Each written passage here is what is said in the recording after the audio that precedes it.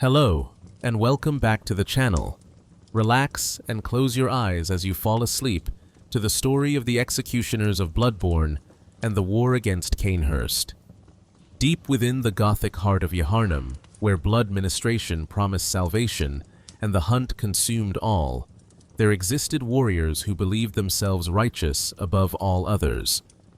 They wore conical golden helms that caught the fading light, wielded wheels bathed in the blood of their enemies, and marched beneath the banner of Radiance itself. They called themselves the Executioners, and they waged a war not against beasts, but against those they deemed corrupt beyond redemption. Their crusade would shake the foundations of the old nobility, drench the snow-covered grounds of Cainhurst Castle in blood, and ultimately leave only ghosts, legends, and one final devoted follower to carry their banner into an age that had long forgotten why they fought at all. This is the story of the Executioners, holy warriors of the healing church, fanatics who believed in righteous destiny, martyrs to a cause that history would paint in shades of gray rather than the stark black and white they imagined. To understand them, we must journey back to the very foundations of Yharnam itself, to the discovery that would doom a city and give birth to the most terrible conflicts in its blood-soaked history. The Executioners did not emerge from nothing. They were not the first hunters to stalk the streets of Yharnam, nor were they the last. But they were unique in their purpose, singular in their devotion, and utterly uncompromising in their methods. Where other hunters pursued beasts driven mad by the scourge, the Executioners hunted humans, nobles, those who had partaken of what the healing church declared to be forbidden blood, tainted and vile, a corruption that threatened the very purity of the blood healing that had become Yharnam's greatest gift and deepest curse. Their leader was a man who would become known as Martyr Logarius, and in his name, an entire order would rise and fall. In his shadow, the last of the Cainhurst Vilebloods would be hunted to near extinction. And in his memory, one final executioner would complete a mission begun long ago, grinding the undying queen of the Vilebloods into bloody pulp in an act of such savage devotion that it reveals the very essence of what the executioners truly were. Not heroes, not villains, but zealots, convinced of their own righteousness, willing to commit any atrocity in service to what they believed was good. The streets of Yharnam were no stranger to violence even before the executioners. The beast scourge had already begun its terrible work, transforming citizens into savage creatures. Hunters walked those streets with trick weapons and quicksilver bullets, dispatching beasts for the safety of all. But the violence of the hunt, brutal as it was, at least had a clear purpose. Beasts were monsters, inhuman things that needed to be put down. What the executioners did was profoundly different. They hunted humans who could speak, who could reason, who had families and histories and lives beyond their supposed corruption. The executioners looked upon the nobles of Cainhurst and saw only abominations that needed to be cleansed from the world. They pursued this cleansing with a fervor that went beyond mere duty, with a conviction that transformed their violence into something they believed was sacred. To understand how such zealotry could take root, we must understand the world that created it. We must trace the path from academic discovery to religious fanaticism, from the quiet halls of Byrgenwerth to the workshop where the executioners would forge their terrible purpose.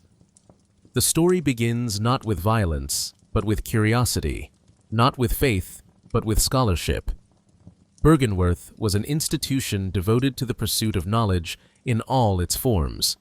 It stood as a monument to human ambition, to the desire to understand the cosmos and humanity's place within it.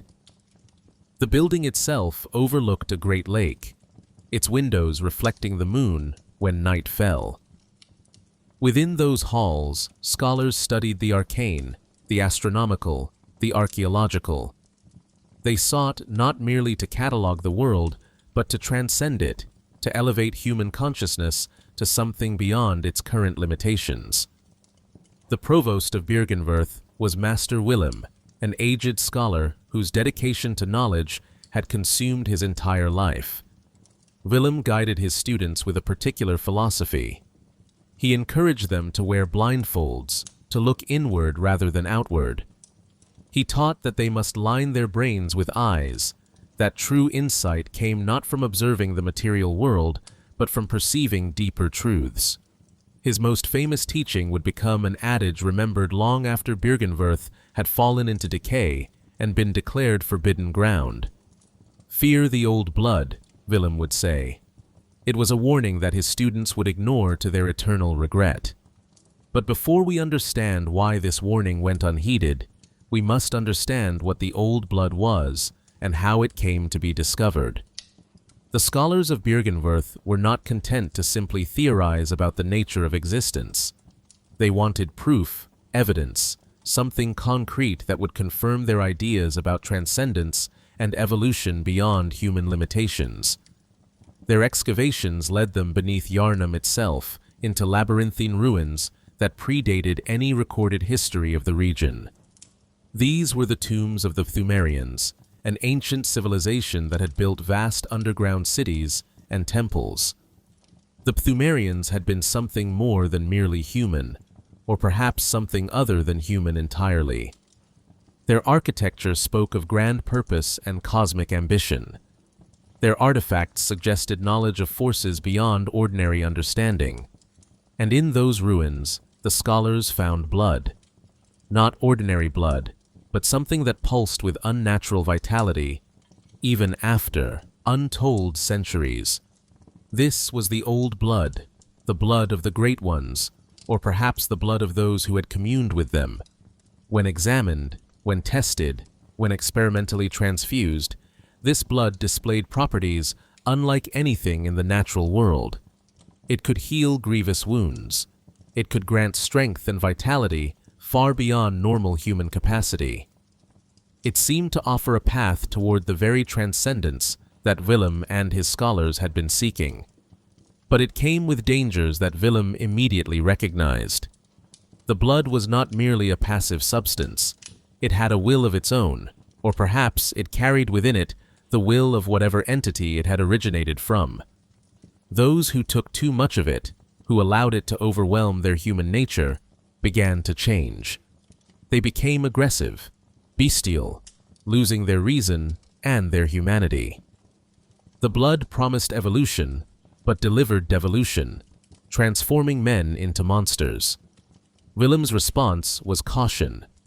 He declared the old blood to be forbidden, too dangerous to use carelessly. His students should continue to study it, certainly, but they must approach it with fear and respect.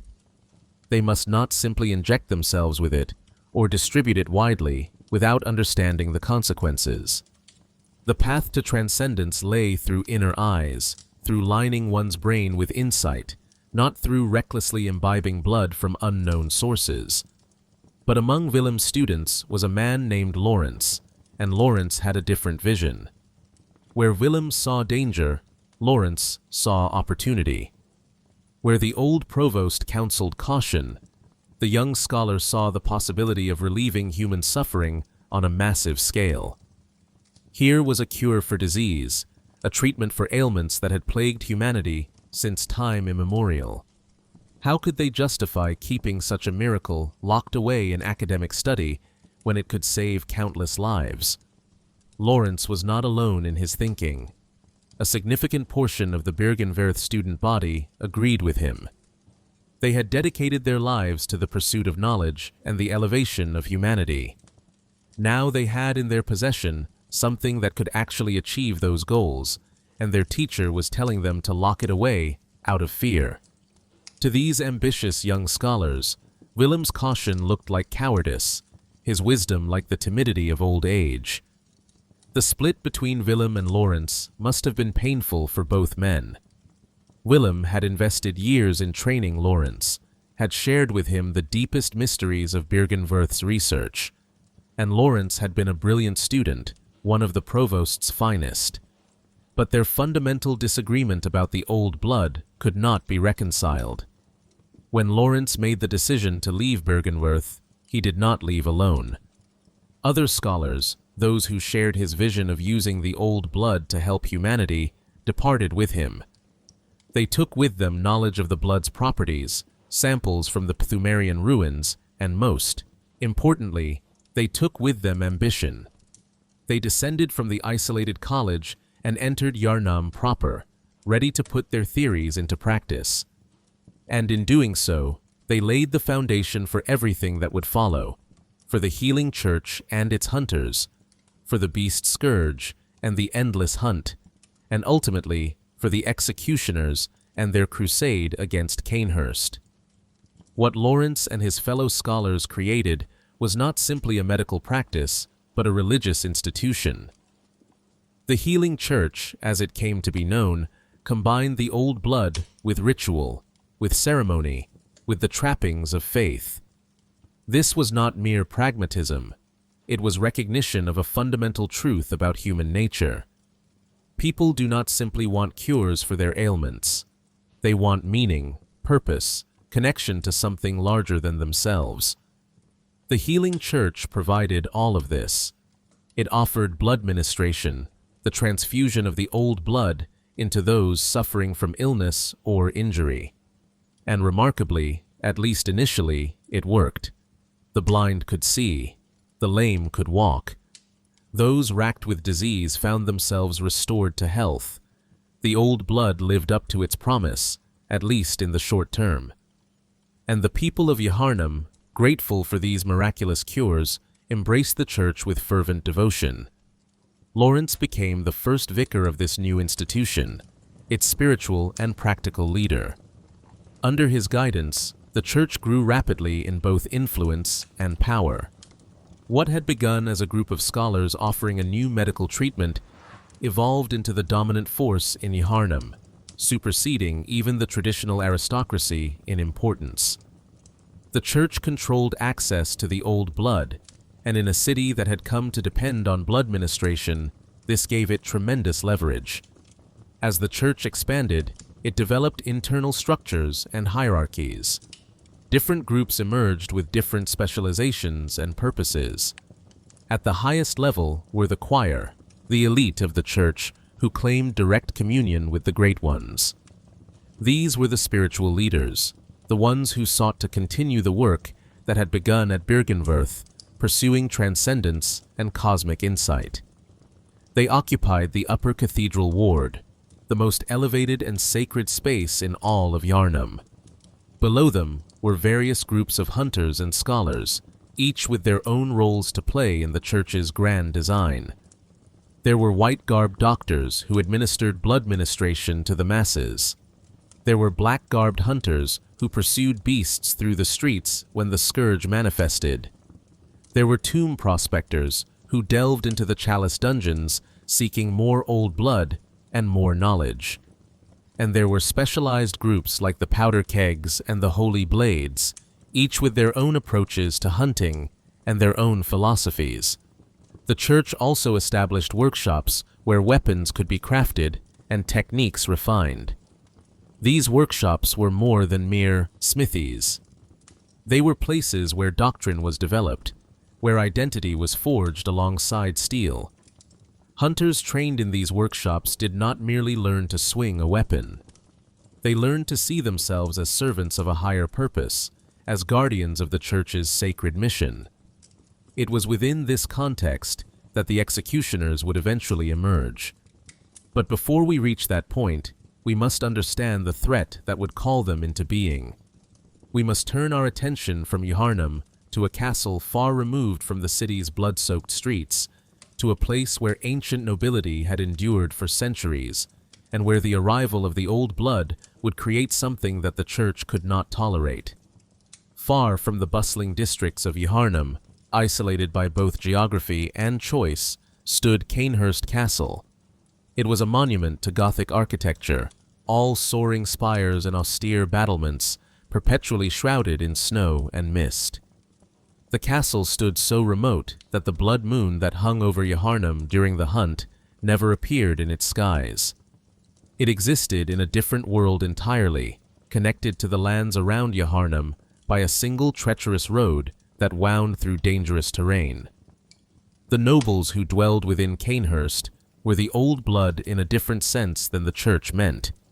These were families whose lineage stretched back through uncounted generations, who had ruled these lands when Yharnam itself was nothing more than a collection of villages. They were the source of kings and queens, the traditional wielders of secular power, the aristocracy to whom common folk had once pledged fealty and service. The castle itself reflected their wealth and power. Its halls were filled with artwork and statuary. Its chambers were appointed with every luxury. Its dining room featured tables that could seat dozens for elaborate banquets, with fine china and silver implements arrayed for feasts that would last through the night. These were people accustomed to opulence, to being served, to commanding others.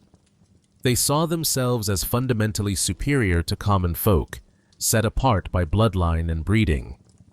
But there were peculiarities about the nobles of Cainhurst, signs for those who knew how to read them, that these aristocrats were not entirely ordinary humans. Their skin was pale, unnaturally so, as if they had never seen the sun. Their hair was white or silver, lacking the normal pigmentation that marked other people. And their customs, observed behind closed doors where commoners would not see, were deeply strange. Throughout the castle, one found evidence suggesting a matriarchal society. Statues of queens far outnumbered those of kings.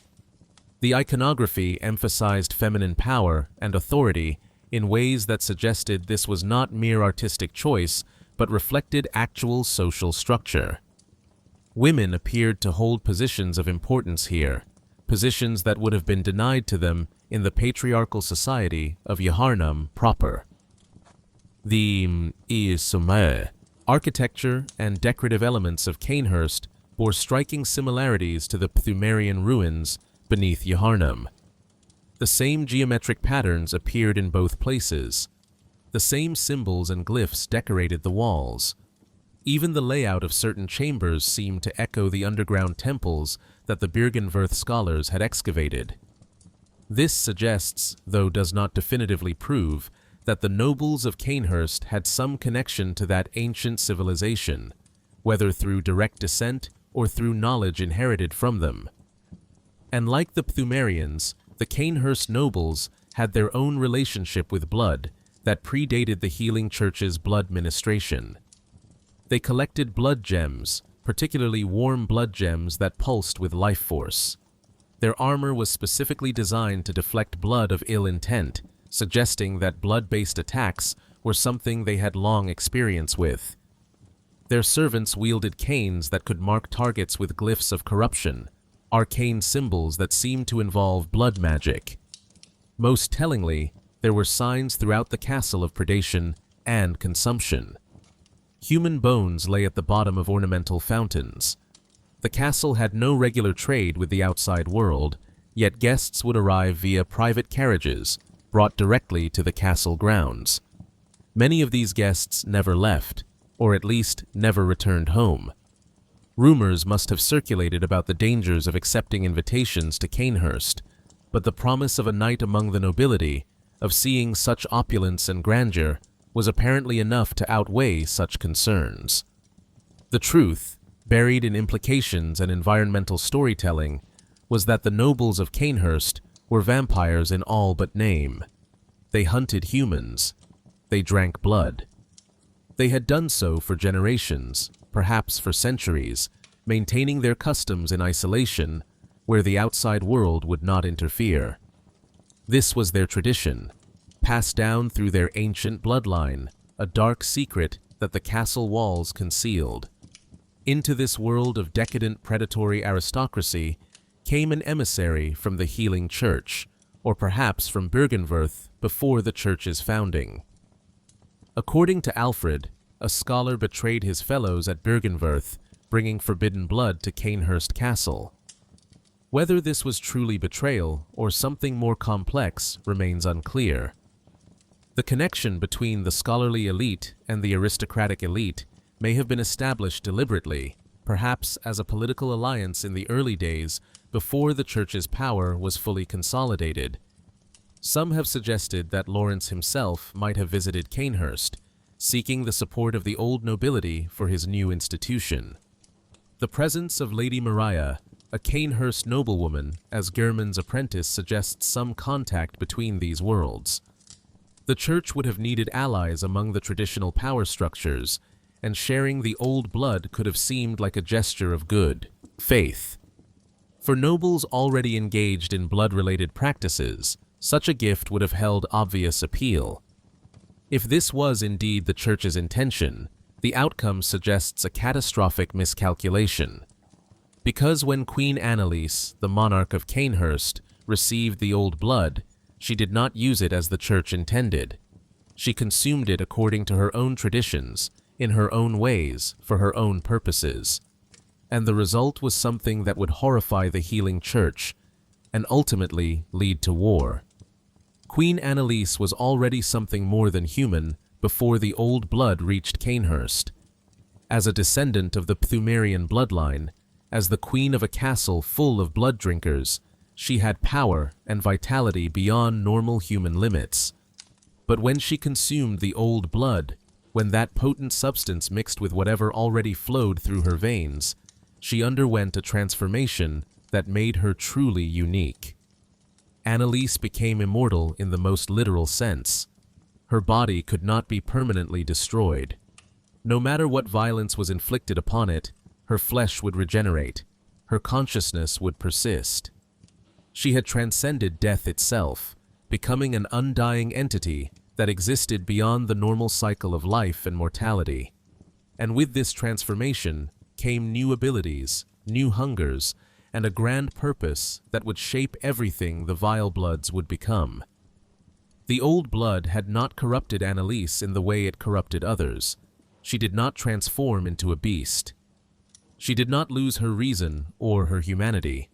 Instead, she became something new, something that the healing church would later call a Vileblood, using that term with all the disgust and contempt they could muster.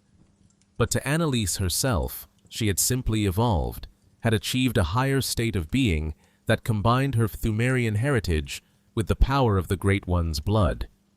She did not keep this gift to herself.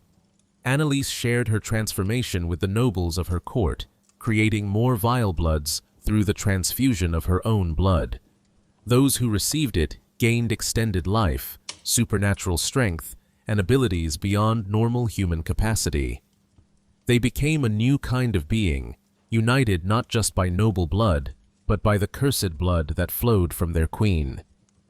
But this transformation came with a price and a compulsion. The Vilebloods developed an insatiable thirst for a particular kind of blood. They specifically sought the blood of hunters, those who engaged in the hunt and accumulated blood echoes through violence. Within such blood, the Vilebloods could perceive strange entities called blood dregs, wriggling parasitic things that manifested in the cold blood of those who pursued echoes. These blood dregs became the obsession of the Vilebloods. They harvested them from their victims, collecting them with religious devotion, bringing them to their queen as offerings. And Annalise had a stated purpose for these dregs, a goal that would drive all of Vileblood, society. She sought to consume enough of them to achieve something unprecedented. She wanted to bear a child of blood, a new Vileblood heir that would continue her line and her legacy. What this child of blood would have been remains unclear. The descriptions suggest it might have been a Great One, or perhaps something partway between human and Great One. What is explicitly stated in the lore is that this will never happen, that no matter how many blood dregs Annalise receives, the child she seeks will never come. Her quest, however sincerely pursued, is doomed to futility. This could not be tolerated by the healing church. Here was a rival power structure operating entirely outside church control. Here were people using blood in ways the church had not sanctioned, creating their own blood-empowered warriors, and actively hunting the church's own hunters to harvest their blood. Moreover, the existence of the Vilebloods threatened the church's narrative about blood ministration. The church had spent years establishing itself as the sole legitimate source of blood healing. It had built its entire authority on the idea that the church's blood was pure and sacred, that it must be administered through proper channels with proper rituals. The Vilebloods undermined all of this. They demonstrated that blood power could exist independently of the church, that there were other ways to use blood, that the church's monopoly was artificial rather than divinely ordained. There were also political considerations that went beyond questions of blood. The nobles of Cainhurst represented the old secular authority, the traditional aristocracy that had ruled before the church's rise to power. As long as Cainhurst stood, as long as that ancient nobility endured, the church could never claim total control over the region. The Vilebloods were not just a theological threat, but a political one, a reminder that there were other sources of power and legitimacy beyond the church. And so the church made its decision. The Vilebloods would be branded as corrupt, as heretical, as a cancer that threatened the purity of blood healing. The blood they had received from the scholar would be declared forbidden, tainted, vile. The Vilebloods themselves would be described as fiendish creatures, bloodthirsty monsters who hunted innocent people and reveled in their corruption. This narrative would be spread through Yaharnam, preparing the population to accept what was coming next. Because the church was preparing for war, a crusade against Cainhurst, a total purge of the vile bloodline. And for this task, they needed warriors who would not hesitate, who would not question, who would pursue their enemies with absolute conviction and show no mercy. They needed the executioners. Every great crusade needs a great leader, someone who can inspire others to follow even unto death, someone whose conviction is so absolute that it becomes contagious. For the executioners, that figure was Martyr Logarius. Even his name speaks to his ultimate fate, to the sacrifice he would make, and the terrible immortality it would bring him. But before he became a martyr, before he became a legend, he was simply a man. And understanding that man helps us understand the order he would create. We know frustratingly little about Logarius's early life. The game provides no details about his origins, his family, or even when he lived. Was he among the scholars who left Byrgenwerth with Lawrence, or did he join the church later? Was he a hunter before becoming an executioner, or did he come to violence only when called to this specific purpose? These questions remain unanswered, lost to the passage of time and the fragmentary nature of Bloodborne's lore. What we do know is that by the time the executioners were formed, Logarius had established himself as a figure of tremendous authority within the healing church. He was not merely a skilled warrior, though he was certainly that. He was also a thinker, a philosopher who grappled with questions of morality and righteousness in ways that most hunters never bothered to consider. He thought deeply about what it meant to serve good in a world where good and evil were not always easily distinguished. His most famous teaching has been preserved on the equipment of the executioners, a saying that reveals both the sophistication and the danger of his moral philosophy. Acts of goodness are not always wise, and acts of evil are not always foolish, but regardless, we shall always strive to be good. At first glance, this seems like a relatively complex ethical stance. It acknowledges that the world is not simple, that good intentions do not always produce good outcomes, that what appears good on the surface might actually be harmful. Consider the implications of that first clause. Acts of goodness are not always wise. Logarius was recognizing that showing mercy to an enemy, for instance, might seem like a good act, but if that enemy then goes on to harm innocents, was the mercy truly good? Feeding the hungry seems good, but if it enables them to continue in harmful patterns, is it really wise? This kind of thinking moves beyond simple moralism into consequentialist reasoning, evaluating actions by their results rather than their intentions. The second clause continues this nuanced thinking. Acts of evil are not always foolish. Sometimes what appears cruel or harsh might actually be the pragmatic choice. Executing a murderer seems evil on the surface, but if it protects others from harm, perhaps it is actually wise.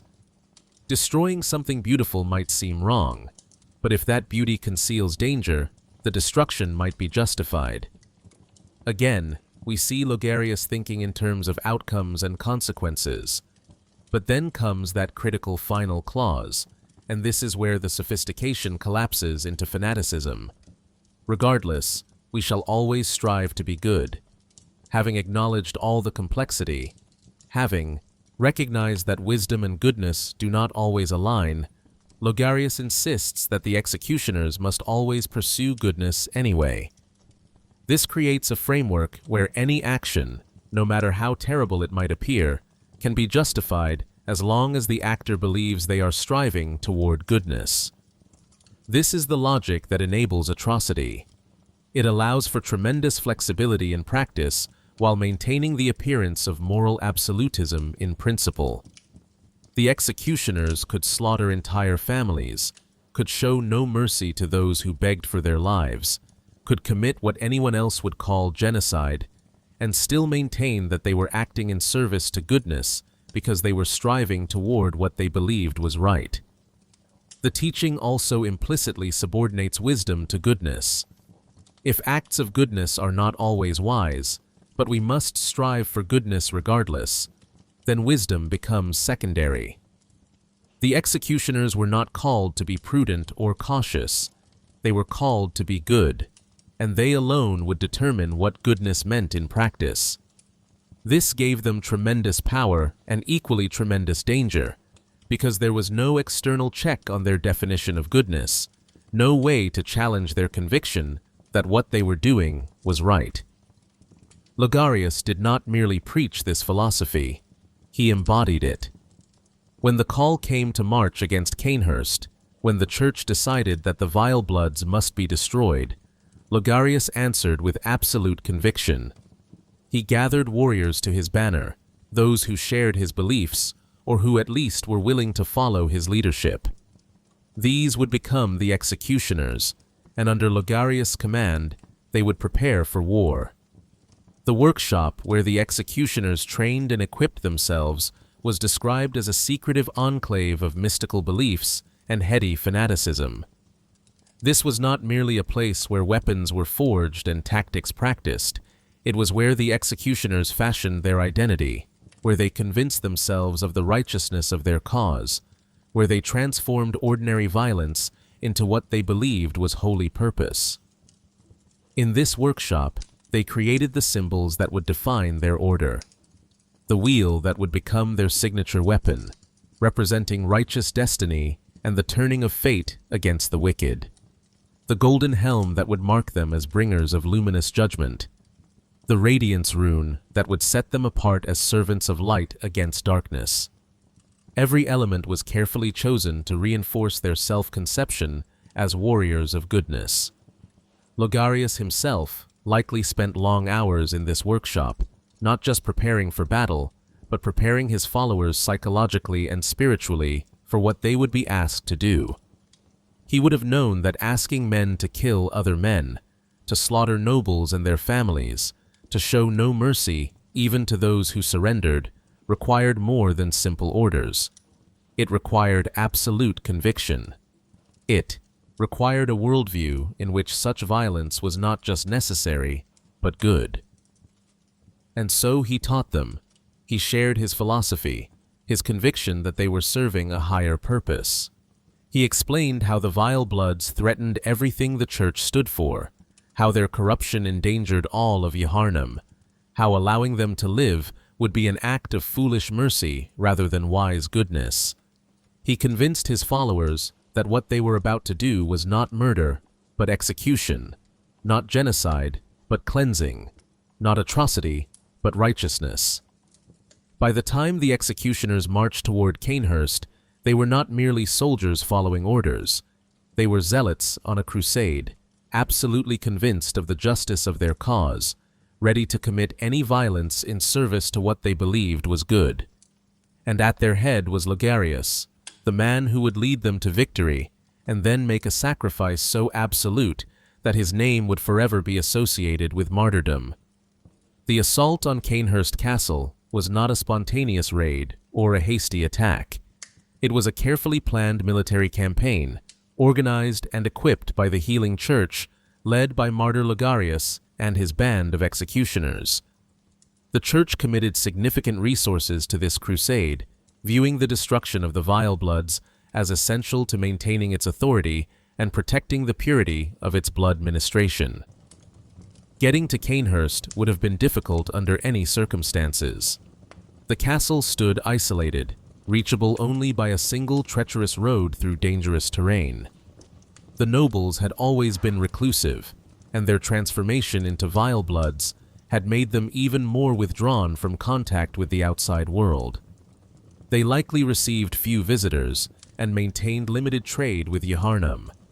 This isolation had protected them for years, allowing them to practice their dark customs without interference.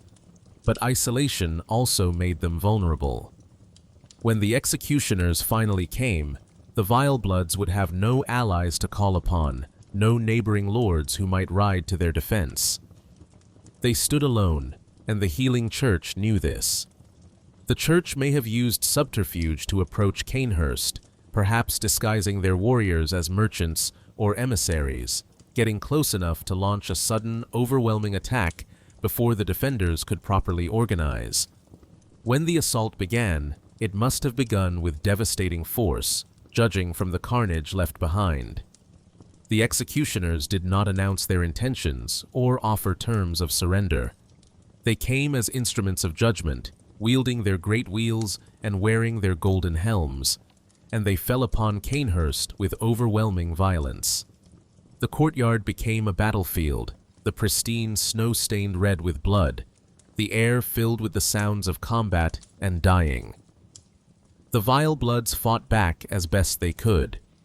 The royal guards, knights who had sworn service to Queen Annalise and who had been empowered by her blood, met the executioners in battle. These were skilled warriors, trained in the use of trick weapons, capable of quick movements. They fought with the desperation of those defending their home, their queen, their very existence. The castle's servants joined the defense as well, firing upon the executioners with their canes. Even the animated gargoyles that decorated the castle's exterior, strange stone constructs, attacked the invaders. The castle itself seemed to resist the assault, its every defense and every inhabitant turned against those who would destroy it. Based on what we can observe, the executioners had numbers and fanaticism on their side. They were not fighting for pay or even for mere duty. They were fighting for what they believed was righteousness, and that conviction made them terrible opponents. They accepted casualties without flinching, stepping over the bodies of fallen comrades to press the attack. They showed no mercy to those who surrendered, no hesitation in striking down anyone associated with the Vilebloods. The fighting was savage beyond description.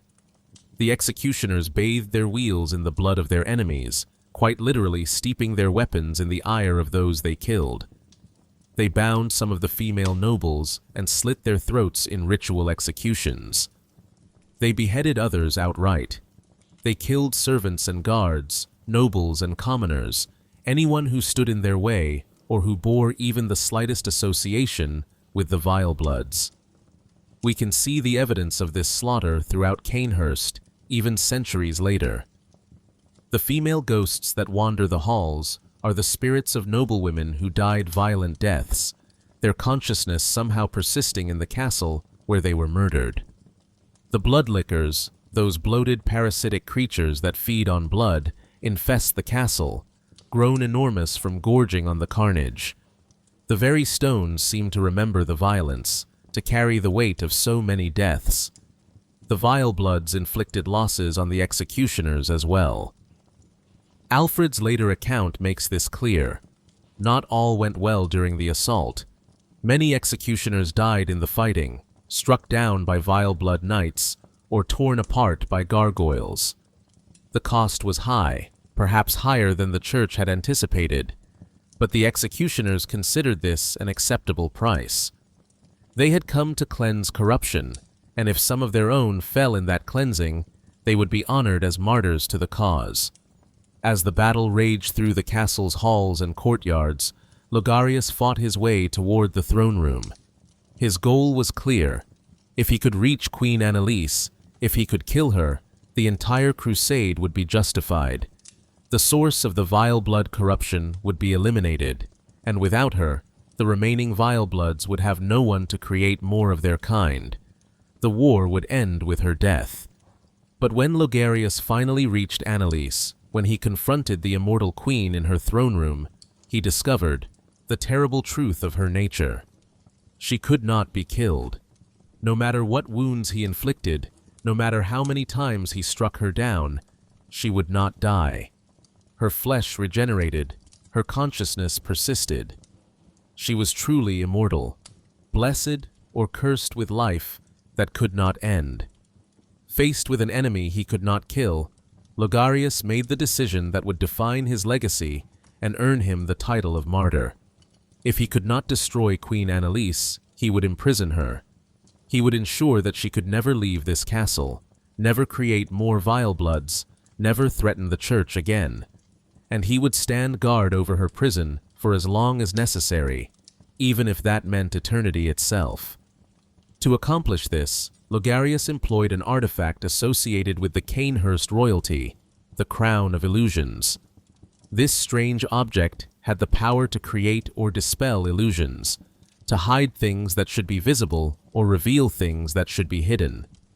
By donning the crown and using its arcane properties, Logarius created an illusory seal that concealed the approach to Annalise's throne room. Unless someone else wore the crown, the wall would appear solid, impassable. The queen was trapped behind an illusion, imprisoned in her own castle. But Logarius knew that the seal alone would not be enough. Eventually, someone would find the crown. Eventually, someone would breach the illusion. And so he made his final sacrifice. He took a throne atop the highest roof of Cainhurst Castle, and there he waited. He waited as his flesh withered and dried, as the years turned to decades and the decades to centuries. He waited as he transformed from a living man into an undead guardian, a mummified corpse sustained by sheer will and arcane power. Logarius became what the lore calls a blessed anchor, using his own existence to maintain the seal on Annalise's prison. As long as he endured, she would remain trapped. And endure he did, long past any normal human lifespan, long past the point where death would have been a mercy. He sat alone on that throne, atop that wind-swept roof, as snow fell and years passed, and the executioners themselves faded into history. This was martyrdom in its purest and most terrible form. Logarius had given up everything. His life, his rest, his very humanity, all in service to his cause. He had ensured that the Vilebloods could not return, that Annalise would remain imprisoned, that the threat to the healing church would be contained. But the price was that he could never leave, could never receive the proper recognition he believed he deserved, could never truly die. Below him, in the castle, the executioners completed their purge. They killed every Vileblood they could find, every servant who had served them, everyone associated with the court. The few who escaped would scatter and hide, concealing their Vileblood nature to survive in a world that now hunted them. The castle itself would be left to decay, its halls empty except for ghosts, and bloodlickers, and the memories of violence. The road to Cainhurst would be destroyed or hidden, ensuring that the castle's location would be forgotten, that it would become truly forsaken. The healing church had won its war against the old nobility.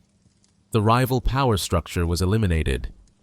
The forbidden blood of Cainhurst was sealed away along with its queen, and if the cost was leaving their greatest champion to an eternity of lonely vigil, the church evidently considered it a price worth paying. The executioners were not merely warriors, they were bearers of symbols, each element of their equipment chosen to express and reinforce their conviction. To understand the executioners fully, we must understand these symbols and what they meant to those who adopted them. The imagery of the order was not decorative, but essential to their identity, visual expressions of their beliefs and their purpose. The Gold Ardeo, the conical golden helmet that became the most recognizable symbol of the executioners, was described as representing luminosity, ambition, and an unflagging resolve to face impurity. Every word of that description carries layers of meaning. Luminosity speaks to light, to radiance, to the quality of shining forth in darkness. The executioners saw themselves as bearers of light in a dark world, illuminating corruption wherever it attempted to hide. The golden color was deliberate and significant. Gold is associated with purity, with divinity, with things that are precious and incorruptible. By wearing golden helms, the executioners were making a statement about their own nature. They were claiming to be pure, untainted, incorruptible in their pursuit of righteousness. The medal itself became a declaration of their moral superiority. Ambition, the second quality attributed to the Gold Ardeo, suggests aspiration, a reaching towards something higher. The pyramidal shape of the helmet pointed upward, toward heaven, or whatever divine authority the executioners believed sanctioned their crusade. They were not content with mere survival or simple justice. They aspired to something grander, to the total elimination of corruption, to a kind of moral perfection that could only be achieved through their absolute commitment. And that unflagging resolve to face impurity, to stare it down with stern golden spirit, reveals perhaps the most important aspect of the executioner mindset. They did not flinch from what they saw as necessary. They confronted corruption directly, looked upon it without wavering, without mercy, and destroyed it. The golden spirit they invoked was hard and unyielding, as inflexible and unchanging as metal itself. There is something deeply unsettling about the Gold Ardeo when examined closely. It appears to have no eye holes, no mouth, no features at all beyond its blank golden surface. Those who wore it surrendered their individual faces, their human identities, becoming faceless avatars of judgment. This dehumanization was likely intentional, a way of making it easier to commit the acts that the executioners believed were necessary. When you cannot see your own face reflected back at you, when you have become a symbol rather than a person, it becomes easier to do terrible things. The design has drawn comparisons to Pyramid Head from the Silent Hill series, another executioner figure associated with inescapable judgment and brutal violence. Both figures wear geometric helms that obscure their humanity. Both serve as instruments of punishment. Both evoke a sense of implacable, inhuman justice. From Software likely intended these parallels, using familiar imagery to convey the nature of the executioners without needing to explain it directly. Interestingly, the Gold Ardeo was not standard equipment found on executioner corpses at Cainhurst. The garb, gloves, and trousers can be discovered on a body at the castle, but the helmet must be purchased after obtaining the Wheel Hunter badge. This suggests that the Gold Ardeo may have been reserved for specific occasions, or that it was ceremonial rather than practical combat gear. Alfred himself does not wear it when we first meet him. He only dons the Gold Ardeo when he travels to Cainhurst to complete his master's mission. The wearing of the Gold Ardeo seems to mark a transformation. When Alfred puts it on, he is no longer simply a friendly, if somewhat overzealous hunter. He becomes an executioner in the fullest sense, and the act he commits while wearing it is the act of an executioner, not a man. The helmet serves as a literal and metaphorical mask, allowing the wearer to do things they might not be able to do with their human face exposed. The Radiance rune complemented the visual symbolism of the Gold Ardeo with deeper arcane significance. This was one of the secret symbols left by Carol, the runesmith of Byrgenwerth, transcribed from truths beyond normal human comprehension. Radiance had been set aside by the mainstream healing church, classified as one of the lost runes, only to be recovered and adopted by Logarius specifically for his executioners. The rune's shape was triangular, echoing the pyramidal form of the Gold Ardeo. This geometric symbol appeared throughout executioner imagery, on their equipment and their emblems. The triangle has long been associated with divinity across various traditions, representing trinities and higher truths. For the executioners, it represented the light of radiance cutting through the darkness of corruption, the divine geometry that ordered the universe according to righteousness. In practical terms, the Radiance rune provided only a minor benefit to those who equipped it, a small increase in the health restored by blood vials, but its true purpose was never practical. It was symbolic and factional. Wearing the Radiance rune marked one as an executioner, as an enemy of the Vilebloods and of corruption in all its forms. It created a metaphysical identity that transcended mere equipment or organization. More importantly, the Radiance rune created an opposition to the corruption rune worn by the Vilebloods. These two runes were designed to be incompatible, to force conflict between those who bore them. An executioner and a Vileblood could not cooperate, could not stand side by side, even if they personally wished to.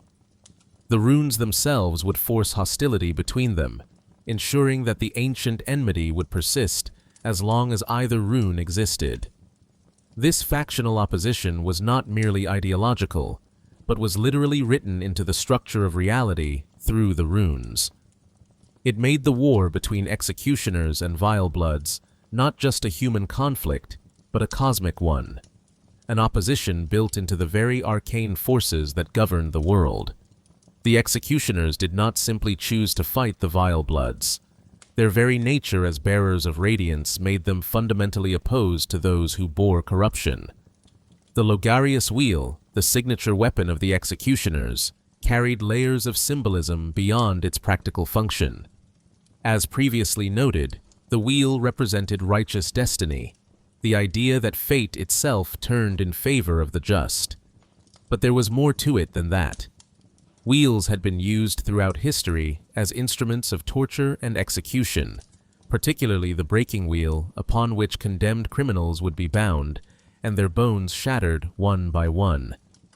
The executioner's wheel was different in form, but served a similar purpose. It was an instrument of judgment and death for those deemed guilty. When transformed, when the wielder activated its arcane properties, the wheel would be bathed in the blood of the Vilebloods, releasing that blood in what the description calls a show of utter brilliance. This was not merely a mechanical function. It was a ritual act, a commemoration of the crusade, and a reminder of the executioner's victory. The wheel's description notes that it was bathed in pools of Vileblood blood and forever steeped in their ire. This suggests that the hatred and rage of those who were killed had somehow been bound into the weapon itself, their suffering and fury transformed into power that could be wielded by their executioners. It is a deeply dark concept, one that speaks to the executioner's willingness to use even the pain of their victims as a weapon against others. Every spin of the blood-soaked wheel was a renewed declaration that the corrupt had been punished and the righteous had triumphed. It was a weapon that carried its own history, that physically embodied the violence of the Cainhurst crusade. Those who wielded it were not just using a tool. They were invoking the memory of that great purge, declaring themselves inheritors of Logarius's mission. All of these symbols, the Gold Ardeo, the Radiance rune, and the Logarius Wheel, worked together to create an identity for the executioners that was simultaneously inspiring and terrifying. They were the light that burned away corruption. They were the destiny that crushed the unrighteous. They were the unflinching judgment that stared down impurity and destroyed it without mercy. These symbols told a story about who the executioners believed themselves to be and what they believed they were fighting for. But symbols can outlast their original purposes and meanings. The executioner garb would eventually become the basis for all healing church attire, its heavy draping of holy shawl adopted by hunters who had never heard of Cainhurst or the Vilebloods. The distinctive aesthetic that Logarius created for his warriors became standard for church hunters more generally, spreading his visual language far beyond the context in which it was created. Even Ludwig the Holy Blade, one of the greatest heroes in healing church history, appears to have worn a version of the executioner garb. When we encounter Ludwig transformed into a beast in the hunter's nightmare, the tattered remnants of his clothing bear clear resemblance to the executioner aesthetic. This suggests that the symbols and imagery of the executioners influenced church culture long after the order itself had dissolved. But while the visual symbols persisted, their original meaning faded. Later hunters who wore clothes inspired by the executioner garb did not necessarily know about the crusade against Cainhurst. They did not share Logarius's philosophy about acts of good and evil. They simply adopted the aesthetic because it had become traditional, because it signified belonging to the church. The symbols became empty shells, containers without content, forms without the fanatical substance that had originally animated them.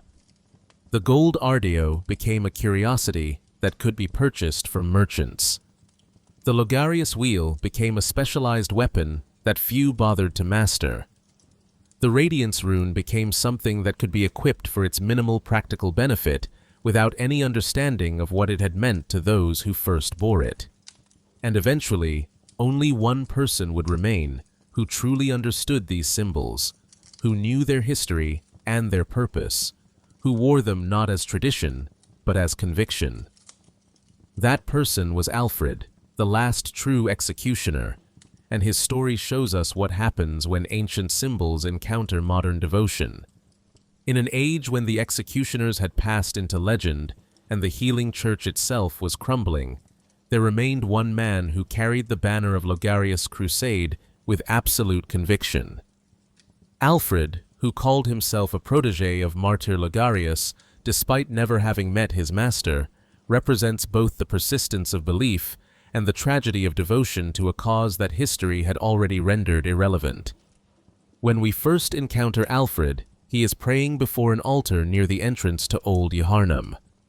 The church appears to be dedicated to the memory of Logarius, or perhaps to the executioners more generally, though it has clearly fallen into disuse. Alfred kneels in devotion, and when he notices the hunter's approach, his greeting is genuinely warm and welcoming. He offers cooperation, offers to share knowledge, even offers gifts to celebrate this new acquaintance. This friendliness is not feigned. Alfred is genuinely kind in his interactions with fellow hunters. He speaks enthusiastically about Yharnam's history, sharing information about Byrgenwerth and the healing church, about blood ministration and the discovery of the old blood. He is eager to help, willing to answer questions, happy to provide assistance. In another context, Alfred might have been remembered as one of the kindest NPCs a hunter could meet. But beneath this friendly exterior lies a fanaticism so complete that it will ultimately drive him to commit an act of shocking brutality. Alfred has absorbed the doctrine of the executioners completely. He has studied their history, memorized their teachings, and dedicated his entire existence to completing what he believes is his master's unfinished mission. He is a true believer in the most dangerous sense of that term. Alfred identifies himself as a hunter of Vilebloods specifically. This is his calling, his purpose, the thing that gives his life meaning. And he is well informed about the history of his order and their enemies, though his information comes filtered through the church's perspective. He will explain, if asked, about what he calls a scholar who betrayed Byrgenwerth and brought forbidden blood to Cainhurst Castle. He will describe the Vilebloods as fiendish creatures who threaten the purity of blood healing. He will speak of Logarius' crusade and martyrdom with reverence and sorrow. The story Alfred tells is clearly colored by his bias and by the church narrative he has internalized. He makes no acknowledgement that the church might have had political motivations for destroying Cainhurst. He does not consider that the nobles might have had legitimate grievances or that the war might have been unjust. To Alfred, the narrative is simple and clear. The Vilebloods were corrupt, the executioners were righteous, and the war was necessary and good. What makes Alfred particularly tragic is that he is intelligent and knowledgeable about many things. He understands Yharnam's history in ways that many citizens do not. He can explain the connections between Byrgenwerth and the healing church, can describe how blood ministration developed. But this knowledge coexists with a complete inability to question the narrative he has been taught about the Vilebloods. He knows facts, but lacks the critical thinking to evaluate whether those facts tell the whole story. Alfred's great sorrow is that he believes Martyr Logarius has been abandoned in the accursed domain of the Vilebloods. He knows that Logarius led the executioners to Cainhurst, that something went wrong, and that his master became a blessed anchor guarding against evil. To Alfred, this is tragic. His master, who deserves to be properly honored in martyrdom, is instead trapped at Cainhurst, unable to rest, unrecognized by the church and by history. This belief drives everything Alfred does. He must find a way to Cainhurst. He must free Logarius from his eternal vigil. He must complete the mission that Logarius began by utterly destroying the last of the Vilebloods. Only then can his master properly be called a martyr, can his sacrifice be recognized and honored as it deserves.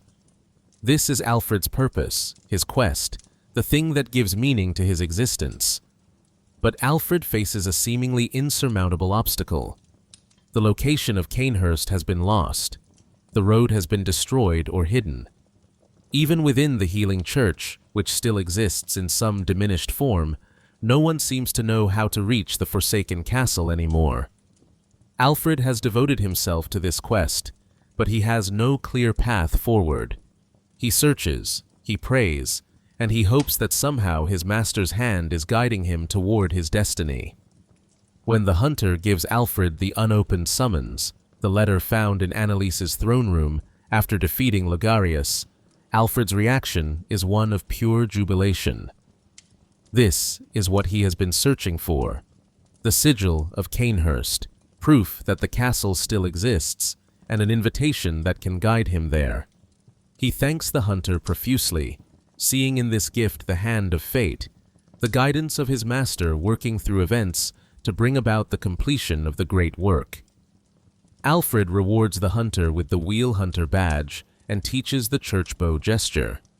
His gratitude is genuine, his joy palpable.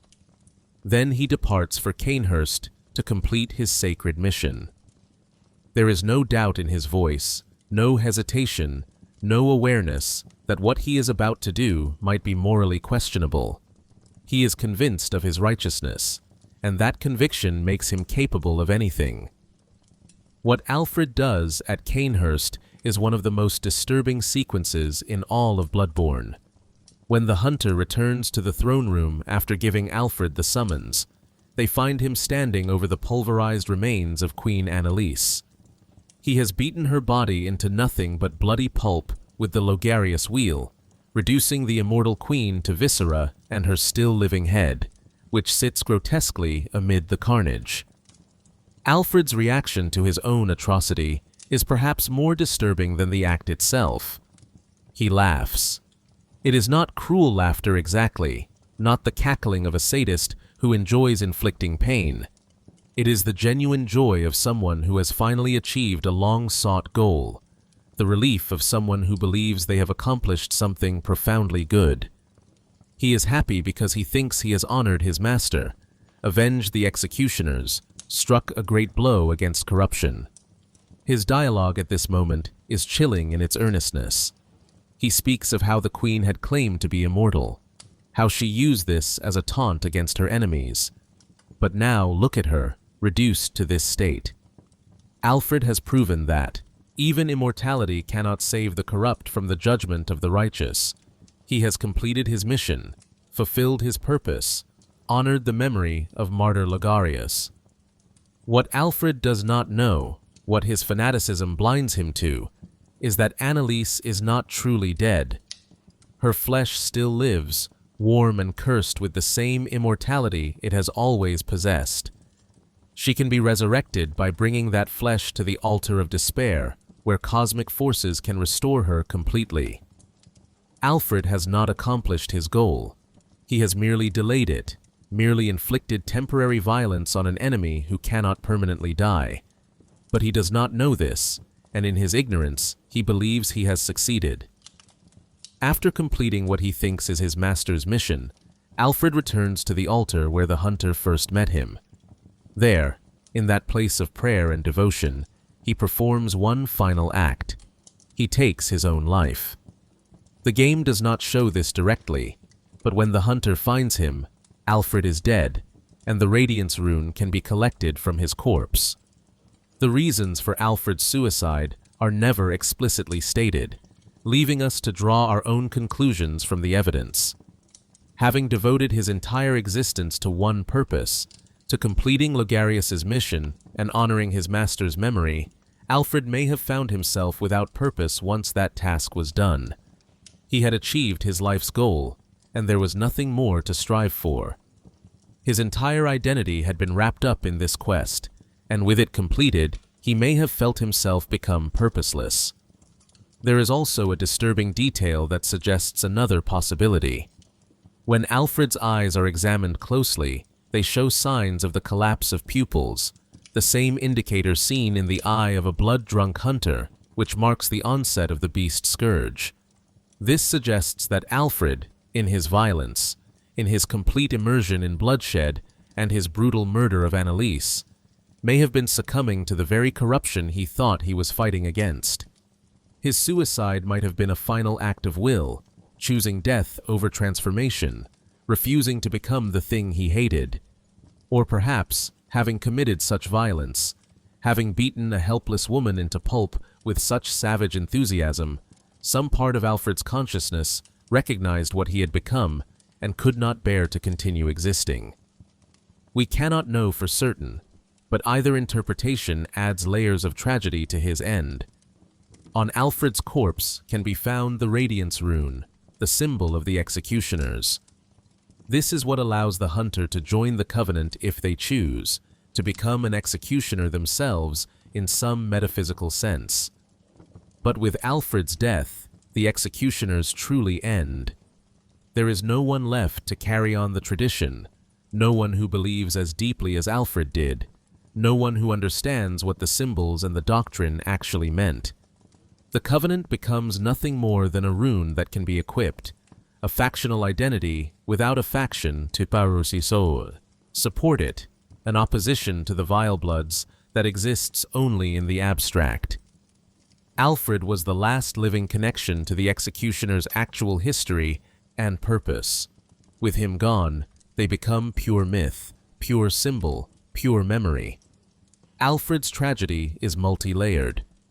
He devoted himself to a cause that had already ended, to a master he never met, to a mission that, even if successful, would accomplish nothing meaningful. The Vilebloods were already nearly extinct. Cainhurst had already fallen. Logarius had already martyred himself. Everything Alfred worked toward had already been achieved generations before he was born. Yet we cannot simply dismiss Alfred as deluded. His knowledge of history was genuine. His desire to help others was real. His courage in facing the dangers of the hunt was undeniable. His devotion to his beliefs was absolute. He was a man of genuine conviction and faith, corrupted not by blood, but by ideology, by a narrative that taught him to see certain people as inherently evil and deserving of death. Alfred represents the ultimate fate of the executioner's legacy. He shows us what happens when symbols and doctrines outlive their original context, when beliefs persist beyond the circumstances that created them. He demonstrates how conviction can be passed down through generations, how someone can become absolutely certain of things they never personally witnessed, how ideology can shape a person so completely that it drives them to terrible acts. And he reveals the fundamental emptiness at the heart of the executioner's cause. All their symbols, all their righteousness, all their conviction led ultimately to one lonely man beating an immortal queen into pulp and then taking his own life in an abandoned church. The great crusade that Logarius began ended with Alfred's suicide, and the world was no better for it, no more pure, no less corrupt. To fully understand the executioners, we must also understand their eternal enemy, the figure whose existence justified their crusade and whose survival mocked their victory. Queen Annalise, ruler of the Vilebloods, sworn enemy of the Church, seeker of the impossible child of blood, sits enthroned in her hidden chamber even now, alone and immortal, waiting for an heir that will never come, and receiving blood dregs that will never achieve their purpose. Annalise speaks in an archaic, formal manner that immediately distinguishes her from every other character in Bloodborne.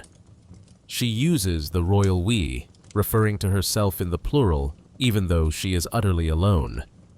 Her language is what linguists would call early modern English, the style of speech used in Shakespeare's time, marking her as belonging to a bygone era. Even her accent, at least in the English version of the game, is distinctly aristocratic and old-fashioned. This linguistic peculiarity is not mere affectation or voice direction. It serves to emphasize Annalise's tremendous age. She has lived for centuries, perhaps for longer than that. She was already ancient when Logarius imprisoned her, and she has endured in her illusory prison for uncounted years since. Time has lost meaning for her. She cannot age. She cannot die. She can only wait, suspended in an eternal present that never changes. When the hunter first encounters Annalise, she is seated on her throne wearing an iron mask that completely obscures her face. This mask was likely placed on her by Logarius himself, a final insult and humiliation, a practical measure to prevent her from drinking blood to replenish her power. She cannot remove it, cannot escape it, can only endure its weight upon her face for eternity. Despite her imprisonment, despite her humiliation, despite the massacre of her people and the fall of her kingdom, Annalise maintains her royal bearing with absolute rigidity. She demands that visitors kneel before addressing her. She will not give audience to those who fail to show proper respect, dismissing them as ill-mannered beasts, regardless of whether they are Vilebloods or not. Even reduced to this state, trapped and alone, she insists on the protocols of royalty. This insistence on dignity in the face of complete defeat is simultaneously admirable and pathetic. Annalise has lost everything that a queen could lose. Her people are dead or scattered. Her kingdom is a ruin. Her castle is a tomb filled with ghosts and bloodlickers. She is imprisoned behind an illusory seal, unable even to communicate with the outside world except through the cosmic connections that allow summoned hunters to find her. And yet she maintains the fiction of power, speaking as if she still ruled a thriving court. When the hunter kneels and swears an oath to her, Annalise accepts them as one of her Vilebloods. She grants them the corruption rune and the Cainhurst badge, welcoming them as the last of her kind. Her language reveals the loneliness of her situation. She describes the hunter as closest of kin, last of her kind, acknowledging that she and this new Vileblood are all that remain of what was once a proud lineage. Annalise's goal, endlessly pursued and never achieved, is to bear the child of blood. She collects blood dregs from the hunters who serve her, consuming them in hopes that one day she will accumulate enough to give birth to this mysterious heir. But the descriptions make clear that this will never happen, that no matter how many blood dregs she receives, the child she seeks will never come. Whether this is because blood dregs are inherently insufficient for her purpose, or because her immortal body cannot support gestation, or for some other reason entirely, the lore never clarifies. What is clear is that Annalise is pursuing an impossible goal, waiting for something that will never occur, maintaining hope in the face of absolute futility. This makes her existence profoundly tragic. She is trapped not just by Logarius's seal, but by her own immortal nature, unable to move forward, unable to change, unable to achieve what she desires, unable even to die and escape her circumstances. She is frozen in her moment of defeat, endlessly repeating the same patterns, pursuing the same impossible goals, ruling over a kingdom that exists only in memory. Annalise's immortality is both her greatest power and her greatest curse. When Alfred pulverizes her body, she does not die. Her consciousness persists in the queenly flesh that remains. When that flesh is brought to the altar of despair and offered to whatever cosmic forces reside there, perhaps to the remnants of Rome or to some great one, Annalise is restored completely. She returns to her throne as if nothing had happened, continuing exactly as before. This inability to truly die makes Annalise fundamentally different from every other character in the game. Death is transformation, change, an ending that allows for new beginnings. But Annalise cannot access death. She is locked in an eternal loop, unable to learn or grow or change in any meaningful way. She can only persist, unchanging and unchanged, forever.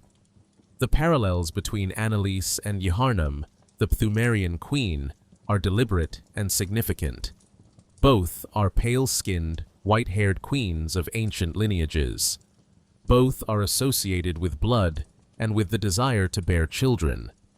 Both persist beyond death in some form. Both are connected to the Great Ones and their inscrutable purposes.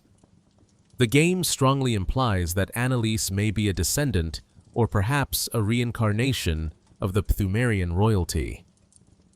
If this is true, then the Vilebloods were not created by a scholar's betrayal, bringing new corruption to Cainhurst.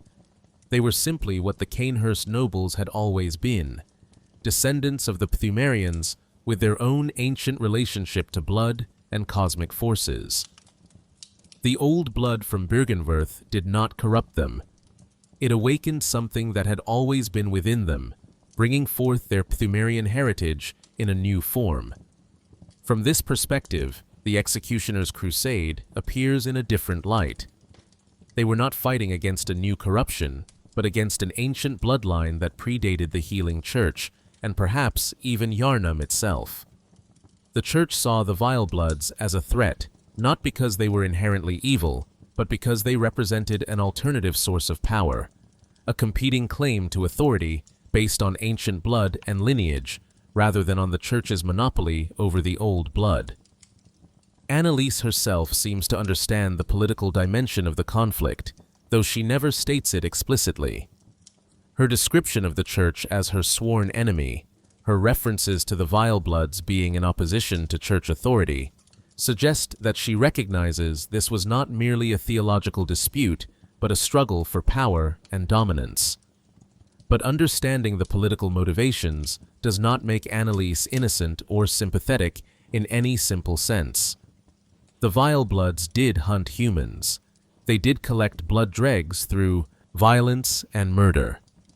They did see themselves as inherently superior to common people, viewing others as prey or servants. The Executioners were right that the Vilebloods were dangerous. They were simply also motivated by political concerns that had nothing to do with morality or righteousness. This complexity is what makes the conflict between Executioners and Vilebloods so compelling.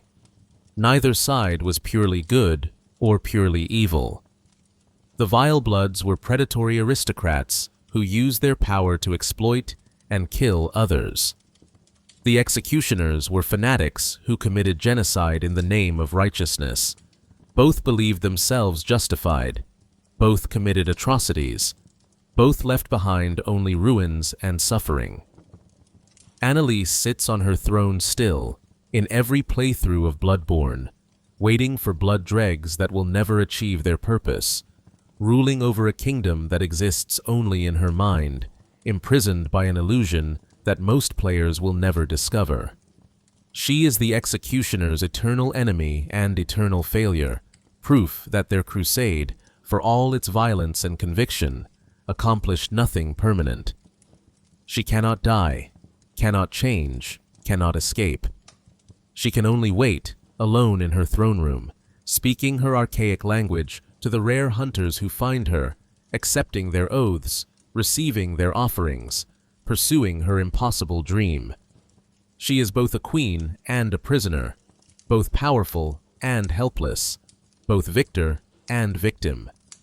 And as long as she endures, the war between executioners and Vilebloods can never truly be over, even though only one executioner remains, and he has already taken his own life. The war against Cainhurst ended in victory for the executioners and the healing church. The Vilebloods were nearly extinguished, their castle reduced to a tomb, their road destroyed so thoroughly that even its location would be forgotten. By any measure, the crusade had succeeded. Yet in the centuries that followed, the executioners themselves faded into obscurity, their order dissolving, their purpose forgotten, their legacy reduced to symbols whose meaning had been lost.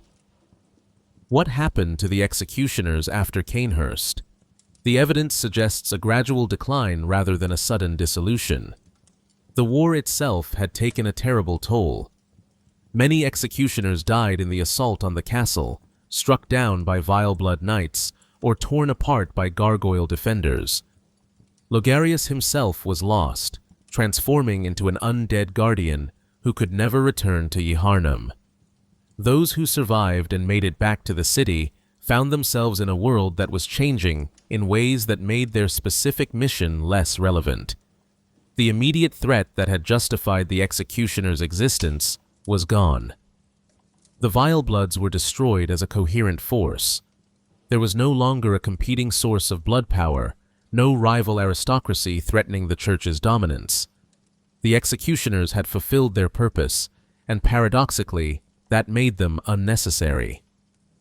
An organization, created to fight a specific enemy, has difficulty maintaining relevance when that enemy has been eliminated.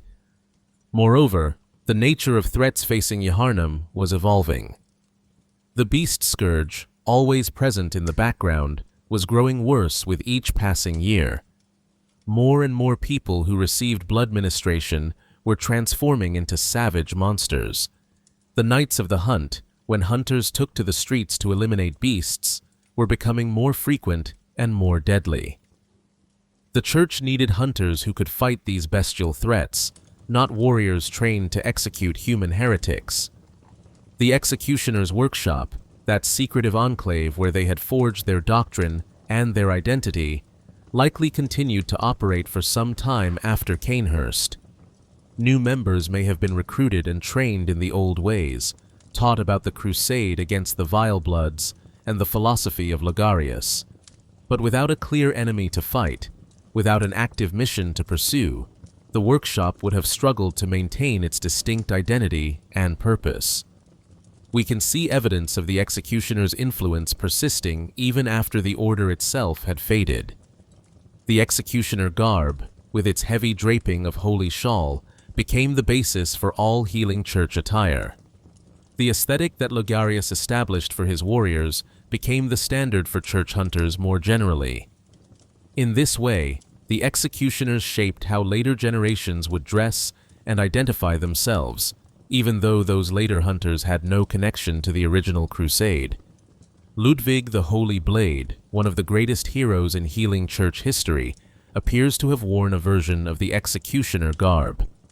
When we encounter Ludwig transformed into a beast in the hunter's nightmare, the tattered remnants of his clothing bear clear resemblance to the executioner aesthetic. This suggests that the visual legacy of the executioners influenced church military culture for generations. But while the symbols persisted, the ideological core of the executioners did not survive. The specific focus on hunting Vilebloods, the fanatical devotion to Logarius teachings, the belief in righteous destiny represented by the wheel, these elements faded as the original members died and were not adequately replaced. Later, church hunters fought beasts, not heretics. They served the church's immediate needs, not ancient grudges against fallen aristocracy. By the time of Bloodborne's main events, the executioners existed only in fragmentary memory and in the devotion of one man. Alfred was the last person who truly understood what the executioners were and what they fought for. He had studied their history, absorbed their doctrine, and dedicated himself to their cause. But he was alone, with no order to support him, no workshop where he was trained, no fellow executioners to fight alongside. This isolation may be part of what made Alfred so fanatical. He had no one to moderate his beliefs, no one to provide perspective or context. He learned about the executioners through documents and artifacts, through prayer and study, rather than through living tradition. He constructed an idealized version of the order in his mind, one untainted by doubt or the complications of actual history. The Radiance rune that Alfred carried, and that he left behind when he died, was described as having been selected from among the lost runes. This indicates that by the time Logarius founded the executioners, Radiance was already considered obscure or forgotten by the mainstream church. The executioners were, from their very beginning, somewhat outside the norm, drawing on knowledge that others had set aside. This outsider status may have contributed to the order's eventual decline. As the church evolved and consolidated its power, as it developed its own standardized institutions and hierarchies, there would have been less room for independent groups like the executioners. The church wanted hunters it could control, soldiers who would follow orders and serve institutional needs, not fanatics who might pursue their own agendas based on ancient doctrines. There is also the question of what happened to the survivors of Cainhurst, the Vilebloods, who managed to escape or who were not present during the massacre. The existence of Ariana, the woman of pleasure wearing a Cainhurst noble dress, proves that some Vileblood lineage survived into the present day. The Bloody Crow of Cainhurst, one of the deadliest enemies in the game, suggests that there were Vilebloods who became hunters themselves, perhaps hiding their true nature while pursuing their own goals. If there were surviving Vilebloods scattered and in hiding, the executioners might have continued to hunt them for some time after the fall of Cainhurst. This could have been the Order's slow decline, a gradual reduction in activity as their enemies became fewer and harder to find, until eventually there was simply nothing left to execute and no purpose left to justify the Order's existence. The loss of Logarius was undoubtedly a critical blow. Their founder and leader was not dead in any conventional sense, but he was also unavailable to guide them.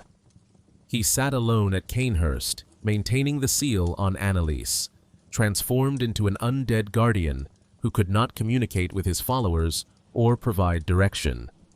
Without his leadership, without his philosophical teachings delivered directly, rather than through written doctrine, the executioners would have struggled to maintain their distinct identity.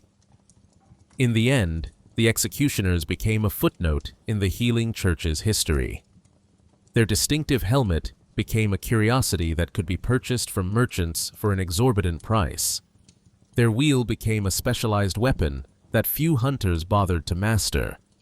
Their covenant became a rune that could be equipped but offered minimal practical benefit. They won their war but lost their purpose, and in losing their purpose, they faded away like morning mist under the sun.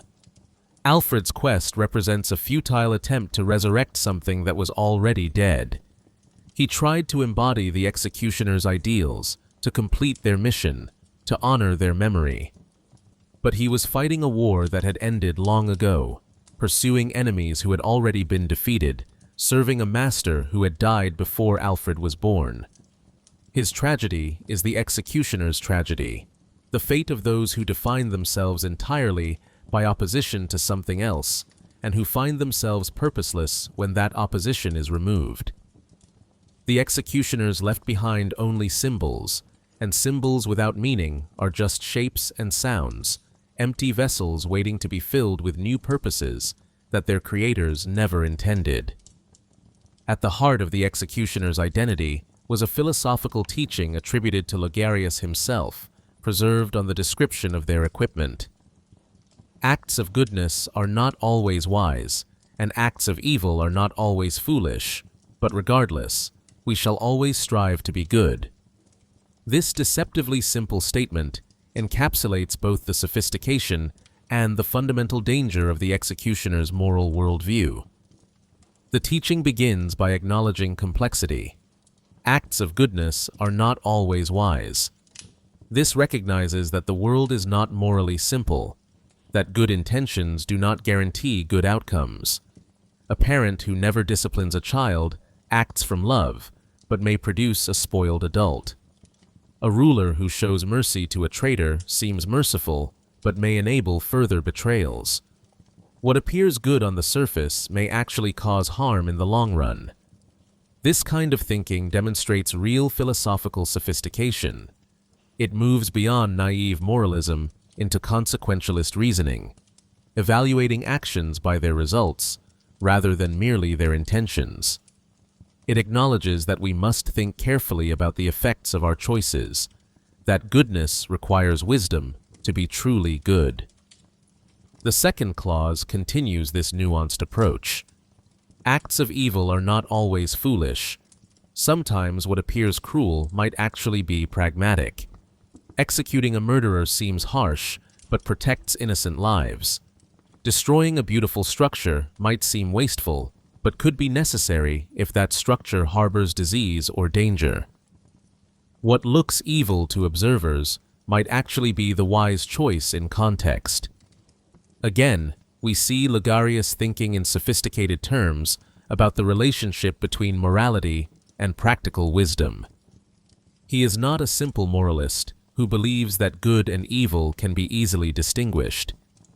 He understands that the world presents difficult choices, that sometimes all available options carry moral costs, that wisdom requires navigating these complexities rather than denying them. But then comes that crucial final clause, and this is where sophistication collapses into something far more dangerous. Regardless, we shall always strive to be good.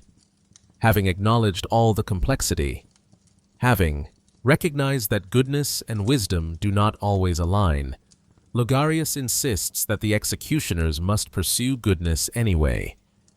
This creates a framework where any action, no matter how terrible it might appear to others, can be justified as good as long as the actor believes they are striving toward goodness. This is the logic that enables atrocity while maintaining a facade of moral principle. It allows for tremendous moral flexibility in practice while preserving the appearance of moral absolutism in theory. The executioners could commit genocide and call it good because they were striving toward what they believed was a righteous goal. They could show no mercy, offer no quarter, slaughter entire families, and still maintain that they were acting in service to goodness. The teaching also implicitly subordinates wisdom to goodness in the executioner's hierarchy of values. If acts of goodness are not always wise, but we must strive for goodness regardless, then wisdom becomes secondary. The executioners were not primarily called to be prudent or cautious. They were called to be good, and they themselves would determine what goodness meant in practice. This creates tremendous danger because it removes external checks on their behavior. If goodness is determined by striving rather than by outcomes or by conformity to shared standards, then the only thing that matters is sincerity.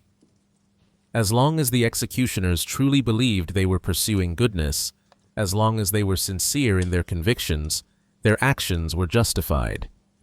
This makes self-examination and doubt not virtues, but liabilities, threats to the purity of conviction that the doctrine demands. We see this logic play out most clearly in Alfred. He is utterly sincere in his beliefs. He genuinely thinks that destroying the Vilebloods serves goodness, that completing Logarius' mission honors righteousness, that his master's sacrifice demands to be validated through violence. And because he is sincere, because he is truly striving toward what he believes is good, he feels no guilt or hesitation about pulverizing an immortal woman into bloody pulp. The laugh he gives after murdering Annalise is not the laugh of a sadist enjoying cruelty. It is the laugh of achievement, of relief, of genuine joy at having accomplished something he believes is profoundly good. He is happy because he thinks he has honored his master, avenged the executioners, struck a blow against corruption. That his actions appear horrific to any outside observer does not trouble him because he knows his own intentions, and his intentions were to strive toward goodness. This is what makes fanaticism so dangerous and so tragic. It is not simply that fanatics believe wrong things. It is that they have constructed frameworks of belief that make it impossible for them to recognize when they are doing wrong. They have definitions of goodness that include terrible violence. They have concepts of righteousness that encompass brutality and cruelty. And they have convinced themselves that their own conviction, their own sincerity, is proof of their correctness. The executioner's philosophy reveals something important about the healing church that created and deployed them. The church clearly recognized that it needed warriors willing to kill humans, not just beasts. It needed an ideology that would allow hunters to execute people without moral qualms. And it found or developed that ideology in Logarius' teaching, which provided exactly the philosophical framework necessary to justify acts that would otherwise trouble the conscience. This does not necessarily mean the church was cynically manipulating the executioners. It is entirely possible that the church's leadership genuinely believed in the righteousness of the crusade against Cainhurst, that they truly thought the Vilebloods were a corruption that needed to be cleansed. Sincere belief in one's own righteousness does not make one's actions right. It often makes them more dangerous because it removes the moderating influence of doubt. The parallel to real-world religious violence is impossible to ignore and clearly intentional on From Software's part. Throughout history, people have committed terrible acts in the name of righteousness, convinced that they were serving a higher good. The Crusades, the Inquisition, witch hunts, religious wars, all were justified by beliefs similar to those of the executioners. Acts that appear evil to outsiders are reframed as necessary and good by those who commit them, as long as they believe they serve their God or their cause. Bloodborne, through the executioners, explores this theme with remarkable depth. The game does not simply present the executioners as villains. It shows us how they saw themselves, how their beliefs made sense from within their own framework, how they could be genuinely devout and genuinely monstrous at the same time. And it forces players to grapple with uncomfortable questions about whether they themselves, pursuing the hunt and killing so many throughout their journey, are really any different. The wheel, as a symbol of righteous destiny, is particularly revealing of the executioner's mindset. They believed that fate itself turned in their favor, that the universe supported their cause. This is the ultimate expression of fanatic thinking, the belief that reality itself confirms one's righteousness. Every success becomes proof that one is on the right path. Every obstacle becomes a test of faith to be overcome. Every suffering inflicted on enemies becomes simply the wheel of destiny crushing those who oppose the righteous. But destiny is not a wheel that turns according to human will. It is a concept we impose on random events to create meaning and narrative. The executioner's victory at Cainhurst was not proof of cosmic favor. It was the result of superior numbers, strategic surprise, institutional support, and the determination of warriors willing to accept high casualties. Their enemies were not crushed by fate, but by swords and wheels wielded by human hands, motivated by human beliefs. The righteousness they claimed was not validated by the universe, but only by their own circular logic. They were right because they believed themselves right, and they believed themselves right because their doctrine told them that striving toward goodness made them good. There was no external verification, no divine sign, no cosmic acknowledgement. There was only conviction feeding on itself, creating certainty without foundation. And what did their righteousness ultimately achieve? They destroyed the Vilebloods, but could not kill their queen. They completed their crusade, but sacrificed their leader to eternal torment. They won their war, but lost their purpose. Their legacy was not a world made more pure, but simply a world with fewer people in it. The corruption they fought against persisted in other forms, in the beast scourge, in the church's own moral decay, in the cosmic horrors that would eventually consume Yharnam. The executioner's philosophy was revealed as hollow. Their striving toward goodness accomplished nothing of lasting value beyond the violence itself. Their righteous destiny was simply the unfolding of events according to power and chance, with no deeper meaning than what they imposed upon it. And their conviction, their absolute certainty that they were doing good, was shown to be nothing more than conviction, with no inherent connection to truth or morality or cosmic validation. This is perhaps the deepest and most unsettling truth that Bloodborne explores through the executioners. Righteousness is not a guarantee of rightness. Conviction is not proof of truth. Believing oneself to be good does not make one's actions good. And the most terrible atrocities are often committed not by those who revel in evil, but by those who are absolutely certain of their own virtue, who have convinced themselves that their violence serves a higher purpose, who can look upon the ruin they have wrought and call it good. The story of the executioners is ultimately a story about conviction and its consequences, about righteousness and its ruins. They were warriors who believed themselves pure in a corrupt world, who wore golden helms and wielded blood-soaked wheels in pursuit of what they thought was divine purpose. They marched against Cainhurst Castle with absolute certainty of their mission, slaughtered its inhabitants with unwavering conviction, and left behind only death, imprisonment, and questions that have no easy answers. Martyr Logarius sits still atop Cainhurst, or what remains of him does after centuries of undeath.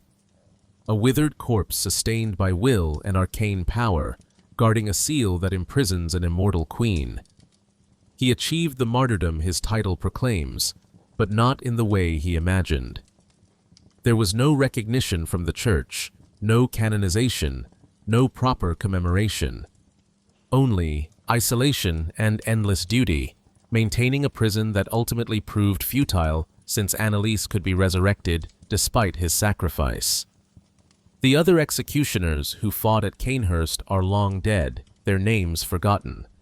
Some fell in the assault itself, cut down by Vileblood knights. Others returned to Yharnam and lived out their days, perhaps training new recruits, perhaps simply fading into the broader population of church hunters. Their workshop disappeared from memory. Their doctrine faded. Their purpose dissolved. Alfred, the last true believer, lies dead by his own hand. The Radiance rune he carried is now available to anyone who wishes to claim it, to join a covenant that exists only as metaphysical opposition, without faction or purpose. His body has likely been consumed by beasts, or carried away, or simply rotted into the ground. His dream of honoring Logarius died with him, and Queen Annalise endures. She sits on her throne behind the illusory seal, speaking her archaic language to the rare hunters who find her, accepting oaths, receiving blood dregs, pursuing the impossible child of blood. She is the executioner's eternal enemy and eternal failure, proof that their crusade accomplished nothing permanent, that violence can kill but cannot truly destroy, that conviction alone is insufficient to achieve lasting change. The executioners believed they were serving light and goodness, that their violence was justified by their righteous purpose. But in the end, they were simply people with weapons and beliefs, no more inherently righteous than those they killed, no more justified in their violence than any other killers throughout history. Their legacy is not purity or righteousness, but only more blood added to the ocean that drowns Cainhurst. And yet, we cannot simply dismiss them as monsters or madmen. They were products of their world, shaped by the healing church's ideology, and by the genuine threat that the Vilebloods represented. They believed in something larger than themselves. They were willing to sacrifice everything for their cause. These qualities are not inherently evil. In other contexts, with different beliefs, they might have been heroic. This is perhaps the deepest truth that Bloodborne explores through the executioners. Righteousness does not guarantee rightness. Conviction is not proof of truth. Believing oneself to be good does not make one's actions good. The road to atrocity is often paved with sincere beliefs and genuine conviction, with warriors who truly think they serve light even as they spread darkness. The executioners were martyrs to their cause, but their cause was deeply flawed. They fought a war that benefited the church's political power while convincing themselves it was about purity and corruption.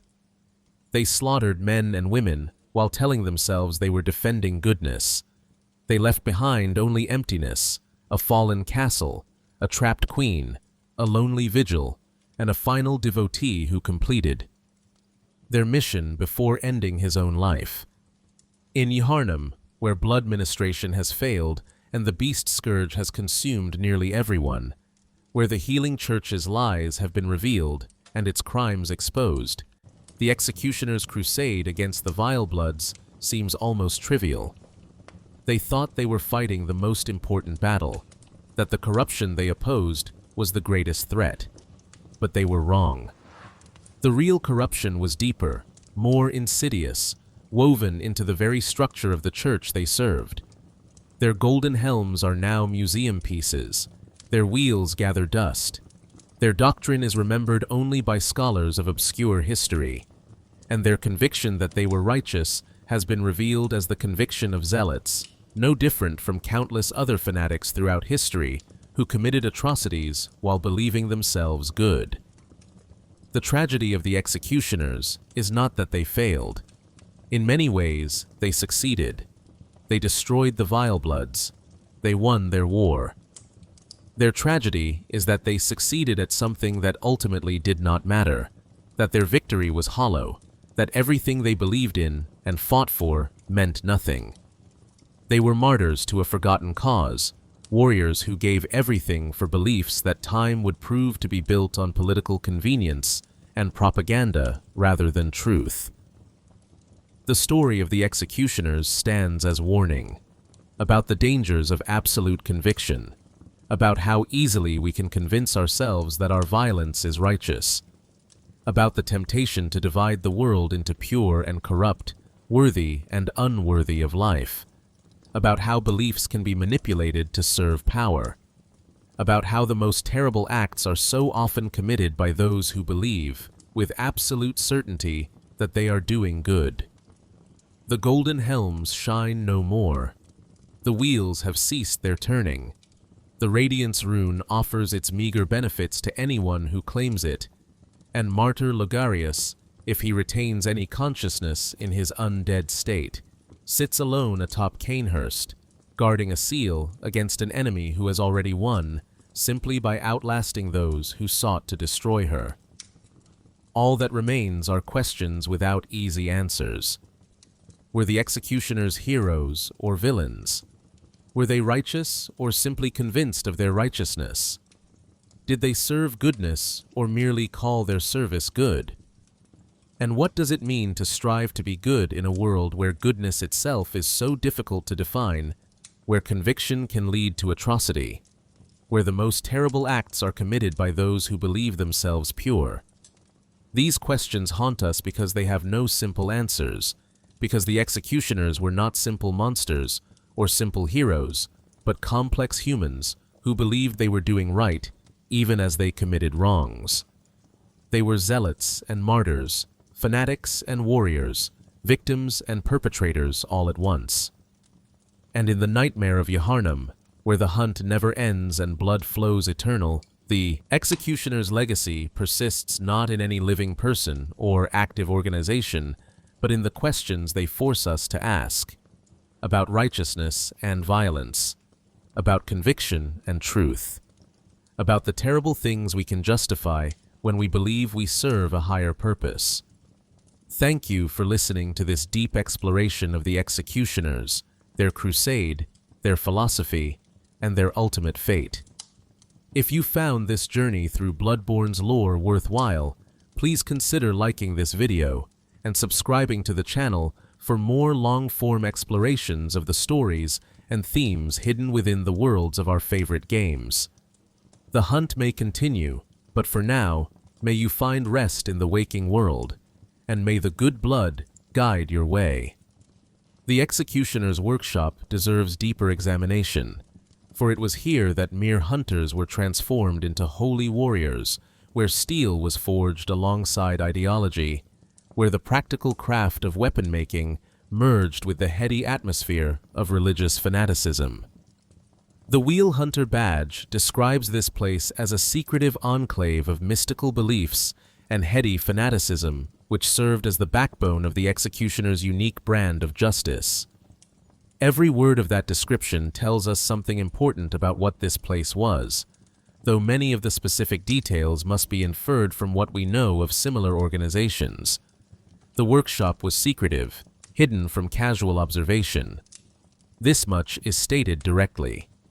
What happened within those walls can be reconstructed from the equipment and doctrine that emerged from it, though we must be cautious about filling in details that the lore does not explicitly provide. This secrecy served multiple purposes. It protected the executioner's techniques and methods from being copied or countered. It created an atmosphere of mystery and importance around the order.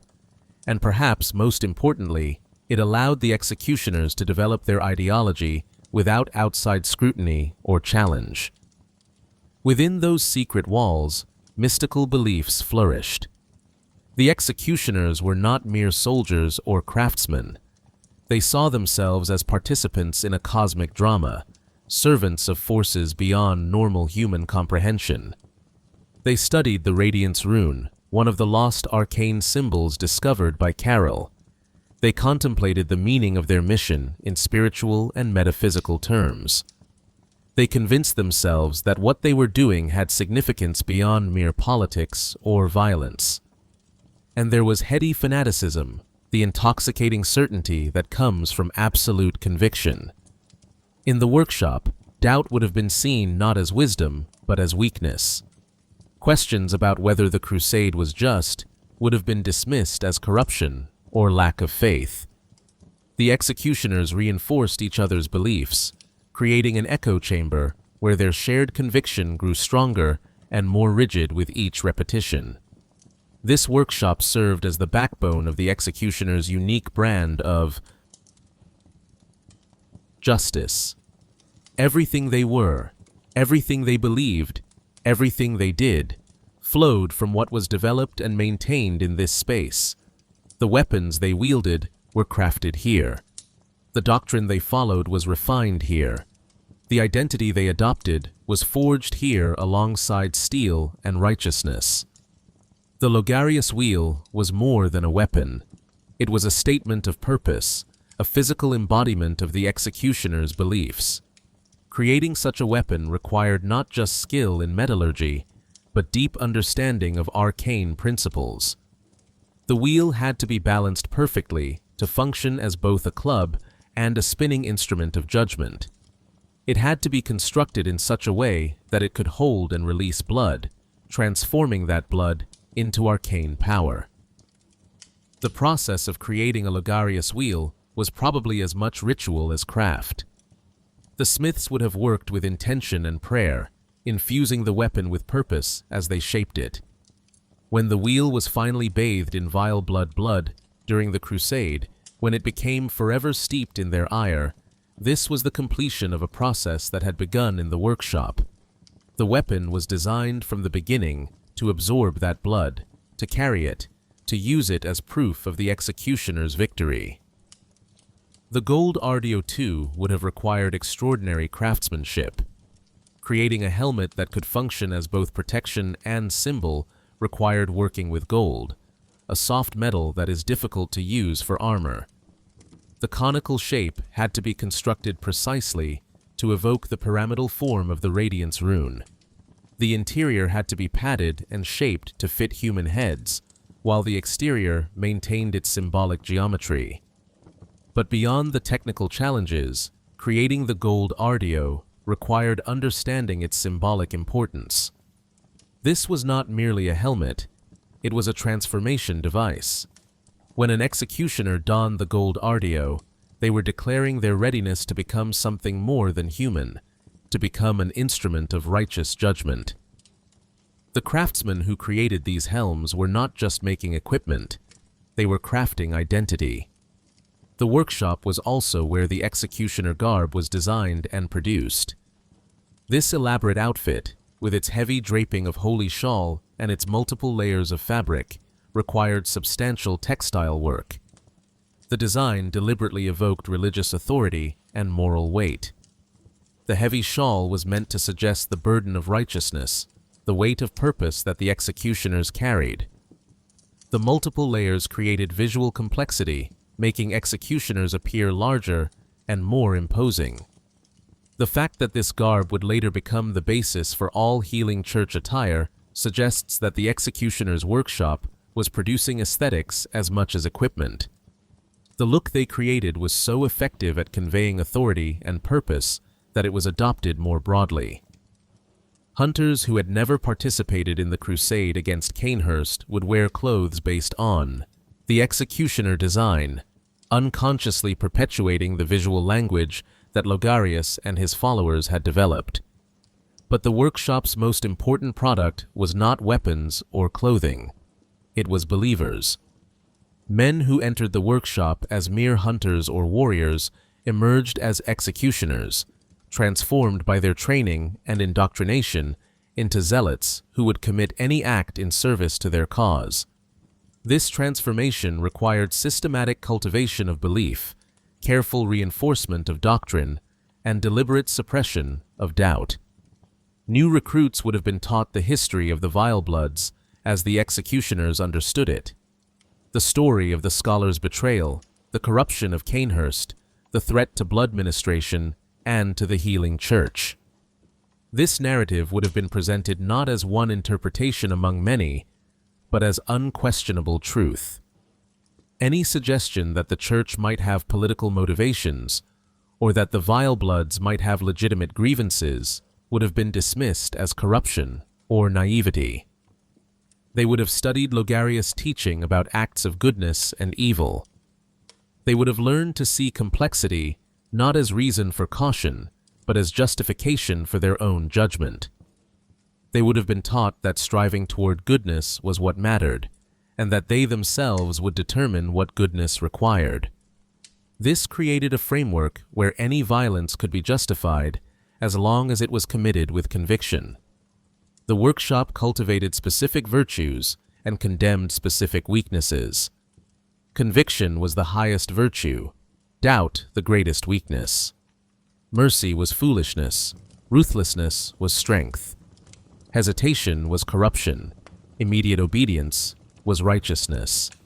Through constant reinforcement of these values, the workshop created warriors who would not question orders, who would not show mercy to enemies, who would not allow human empathy to interfere with their mission. Training would have included not just physical combat, but psychological preparation for killing humans. It is one thing to hunt beasts, creatures that have lost their humanity and become monsters. It is quite another to execute people who can speak, who can beg for their lives, who are clearly human even if the doctrine declares them corrupt. The workshop needed to prepare executioners for this, to harden them against normal human empathy. This might have been accomplished through gradual desensitization. Perhaps new recruits were first tasked with executing criminals or those already condemned by church authority. As they became accustomed to killing humans in these justified contexts, they would be ready to kill Vilebloods, who were presented as far more dangerous and corrupt than ordinary criminals. The workshop also served as a space for the executioners to reinforce each other's beliefs and identities. Warriors who spent time together, who trained together, who shared meals and prayers and doctrine, would develop strong bonds. These bonds would make it easier to commit violence because they were doing it alongside brothers in arms, people who shared their beliefs and their purpose. The social pressure to conform, to maintain the respect of one's fellow executioners, would have been enormous, and there would have been hierarchy within the workshop, with experienced executioners training and indoctrinating newer members. Logarius himself, before the crusade, would have been the ultimate authority, the one whose interpretation of doctrine was definitive. His word would have been law, his understanding of righteousness the standard by which all others were measured. This created a clear chain of command and conviction, ensuring that Logarius' vision would be implemented by his followers. The workshop was where the Covenant's rune, Radiance, would have been studied and contemplated. Carol runes were transcriptions of arcane truths, symbols that connected those who bore them to deeper realities. The executioners would have meditated on Radiance, seeking to embody its principles, to become themselves expressions of luminous judgment. This spiritual practice would have reinforced their sense of cosmic purpose, their belief that they were serving forces beyond mere human politics. Physical training in the workshop would have emphasized the use of the Logarius Wheel and other church weapons. The wheel was not easy to wield. It was heavy, cumbersome, requiring significant strength and technique to use effectively. Executioners would have spent countless hours practicing with it, learning to spin it, to strike with it, to transform it from club to spinning wheel of judgment. This training created muscle memory, ensuring that in the heat of battle, they could wield their weapons with devastating effectiveness. But the training also served psychological purposes. The physical challenge of mastering the wheel, the pain and exhaustion of constant practice, created a sense of achievement and capability. Executioners who had endured such training would feel themselves to be elite warriors, superior to common hunters. This sense of superiority would make it easier to see themselves as qualified to judge others, to execute those they deemed corrupt. The workshop created its own internal culture, its own language and symbols and rituals. Executioners would have had specific ways of greeting each other, specific prayers they recited, specific ceremonies that marked important occasions. This internal culture strengthened group cohesion while further separating executioners from those outside the order. They were not merely hunters, they were executioners, members of an elite group with access to secret knowledge and higher purpose. And within this culture, stories about the Vilebloods would have proliferated and grown. Each retelling of the threat they posed would have made them seem more dangerous, more corrupt, more deserving of total destruction. The executioners would have shared rumors and speculation about Vileblood atrocities, building a narrative that justified the most extreme violence. By the time the crusade was launched, the executioners would have been primed to see the inhabitants of Cainhurst as monsters rather than humans. The workshop was also where the executioners would have returned after the crusade, at least those who survived. They would have brought their wheels, still stained with Vileblood blood. They would have shared stories of the battle, of the slaughter, of the victory. These stories would have been framed as triumph rather than tragedy, as righteousness prevailing rather than lives being ended. The workshop would have celebrated the Crusade's success, reinforcing the belief that what they had done was good and necessary. But the workshop could not survive indefinitely without purpose. As years passed and the Vileblood threat faded into memory, as the immediate justification for the executioner's existence disappeared, the workshop would have struggled to maintain relevance. New recruits would have been harder to find. Training would have focused on an enemy that no longer existed. The intense conviction that had animated the original executioners would have been difficult to sustain across generations who had never seen the Vilebloods or participated in the crusade. Eventually, the workshop would have closed or been absorbed into the broader healing church structure. Its secrets would have been lost or forgotten. Its location would have become unknown. The mystical beliefs and heady fanaticism that had once defined it would have faded, leaving only symbols and aesthetic influences that persisted without their original meaning.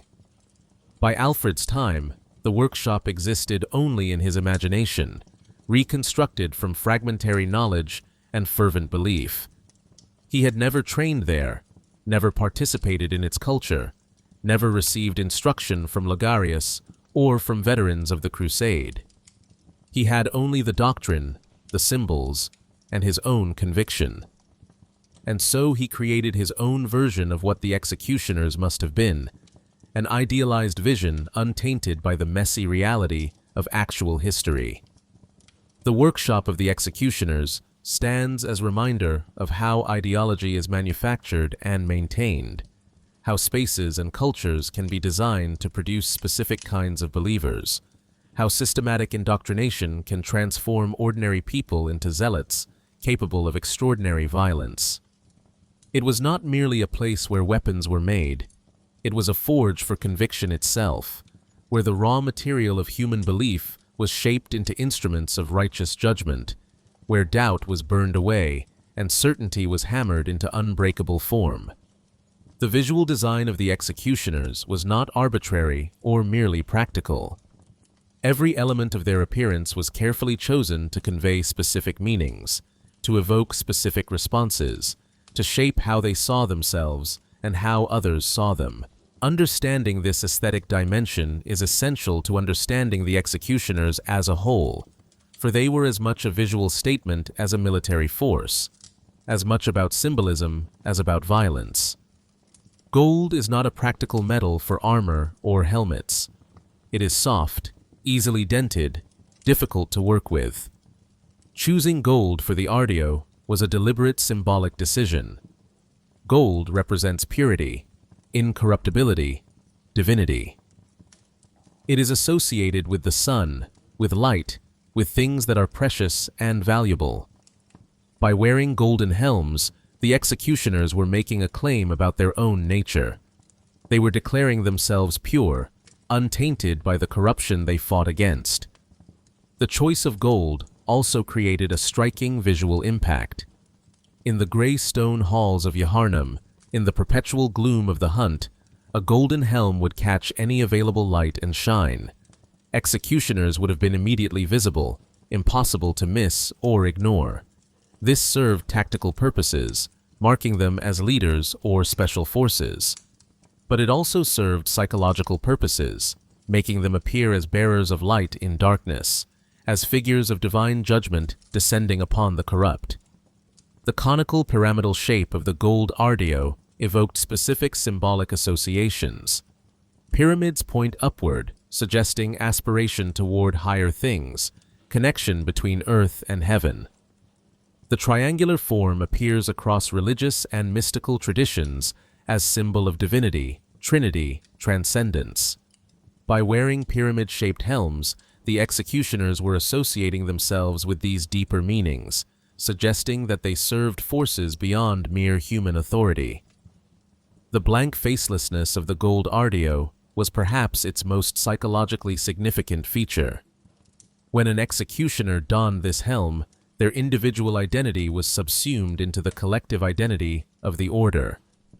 They became not a person, but a symbol, not an individual with doubts and empathy, but an instrument of judgment.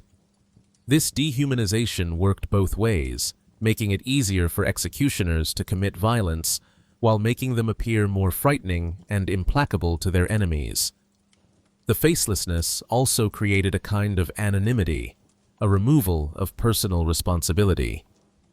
When your face is hidden, when you are simply one golden helm among many, your individual actions become less personally yours and more the actions of the group, of the order, of the cause you serve.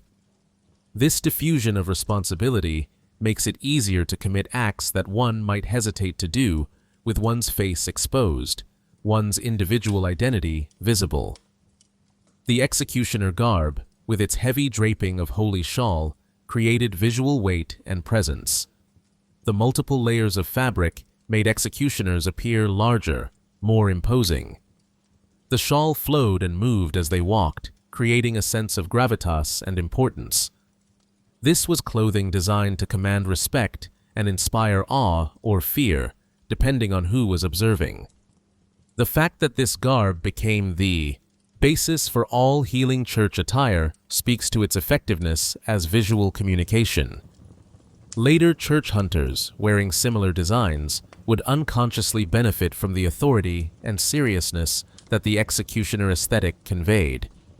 Even without knowing the history, people would respond to the visual language of heavy shawls and layered garments as indicating church authority. The brass rivets on the executioner gauntlets were a small but significant detail. Brass, like gold, catches light and creates visual interest. The rivets suggested armor designed for hand-to-hand combat, which connected to the executioner's philosophy. Logarius' teaching emphasized that they must strive to be good, regardless of wisdom, suggesting a willingness to engage directly and personally rather than maintaining distance. The emphasis on gauntlets designed for close combat reflected this philosophical commitment to direct engagement. The Logarius Wheel, as both weapon and symbol, created perhaps the most powerful visual statement of all. A wheel is a simple, recognizable shape, but one laden with symbolic meaning. Wheels turn, suggesting cycles, fate, destiny. The Wheel of Fortune in tarot represents the turning of fate, changes in circumstance beyond human control. By wielding wheels as weapons, the executioners were declaring themselves agents of destiny itself, instruments through which fate punished the corrupt. When transformed and bathed in blood, the wheel became even more visually striking. Blood spraying from a spinning wheel creates a spectacle of violence, a show of utter brilliance, as the description says. This was not subtle or restrained violence. It was violence as performance, as demonstration of power and righteousness. The spinning wheel covered in blood would have been a terrifying sight to enemies and an inspiring one to allies. The color scheme of the executioners was carefully considered: gold for the helm, representing light and purity; dark grays and blacks for the garb, creating contrasts that made the golden helm stand out even more; white for the holy shawl, evoking cleanliness and sanctity. These colors worked together to create an appearance that was simultaneously martial and priestly, military and religious, practical and symbolic. This combination of elements created a complete visual identity that communicated specific messages. Executioners were warriors, yes, but they were holy warriors. They served a higher purpose. They brought light to drive out darkness. They were instruments of divine or cosmic will, not merely soldiers following orders. Every element of their appearance reinforced these messages, creating a cohesive aesthetic that shaped how they were perceived and how they perceived themselves. The aesthetic also created distinction from other church hunters. While later church attire would be based on the executioner design, the actual executioners had the Gold Ardeo, which marked them as special. They had the Logarius Wheel, which no other hunters wielded. They had the complete uniform as it was originally designed, not the derivative versions that came later. This visual distinction created a sense of elite status, of being set apart for a special purpose. And this aesthetic persisted long after the executioners themselves had faded. The visual language they created continued to influence how the healing church presented itself. The emphasis on heavy garments and layered clothing, the use of gold and brass accents, the general impression of weight and authority, all of these elements became standard for church hunters. The executioners' aesthetic legacy outlasted their organizational existence. But aesthetics divorced from their original meaning become empty forms. Later hunters who wore garments based on the executioner design did not necessarily understand what that design had originally meant. They wore the heavy shawls because it was tradition, not because they were meditating on the weight of righteous purpose. They incorporated gold accents because it looked authoritative, not because they were declaring themselves pure and incorruptible. This is the fate of symbolic language when it persists beyond the community that created it. The forms remain, but the content dissolves. The appearance continues, but the meaning fades. And eventually, people wear the symbols without knowing what they originally symbolized, without understanding the beliefs and purposes that gave them significance. Alfred understood, or thought he understood, the original meaning. When he donned the Gold Ardeo to travel to Cainhurst, he was not simply putting on a helmet. He was declaring his identity, transforming himself into an executioner, taking on the role and purpose that he believed Logarius had established. For Alfred, the aesthetic was not empty form, but meaningful content, not mere appearance, but declaration of conviction. But even Alfred's understanding was based on interpretation and imagination rather than direct experience. He had never trained in the actual workshop, never received the Gold Ardeo from Logarius' own hands, never participated in the collective culture that had originally given these symbols their meaning. He was performing an identity based on his understanding of history, creating his own version of what it meant to be an executioner. This speaks to the power and the danger of aesthetic symbols. They can inspire devotion and shape identity long after their original context has disappeared. They can motivate people to commit acts they might not otherwise commit, to see themselves as part of something larger and more important than their individual lives. But they can also mislead, can create false connections to history, can inspire actions based on misunderstood meanings. The executioner's aesthetic was designed to create and maintain conviction, to make those who wore it feel righteous and powerful, to make their enemies feel fear and despair. In this, it succeeded brilliantly.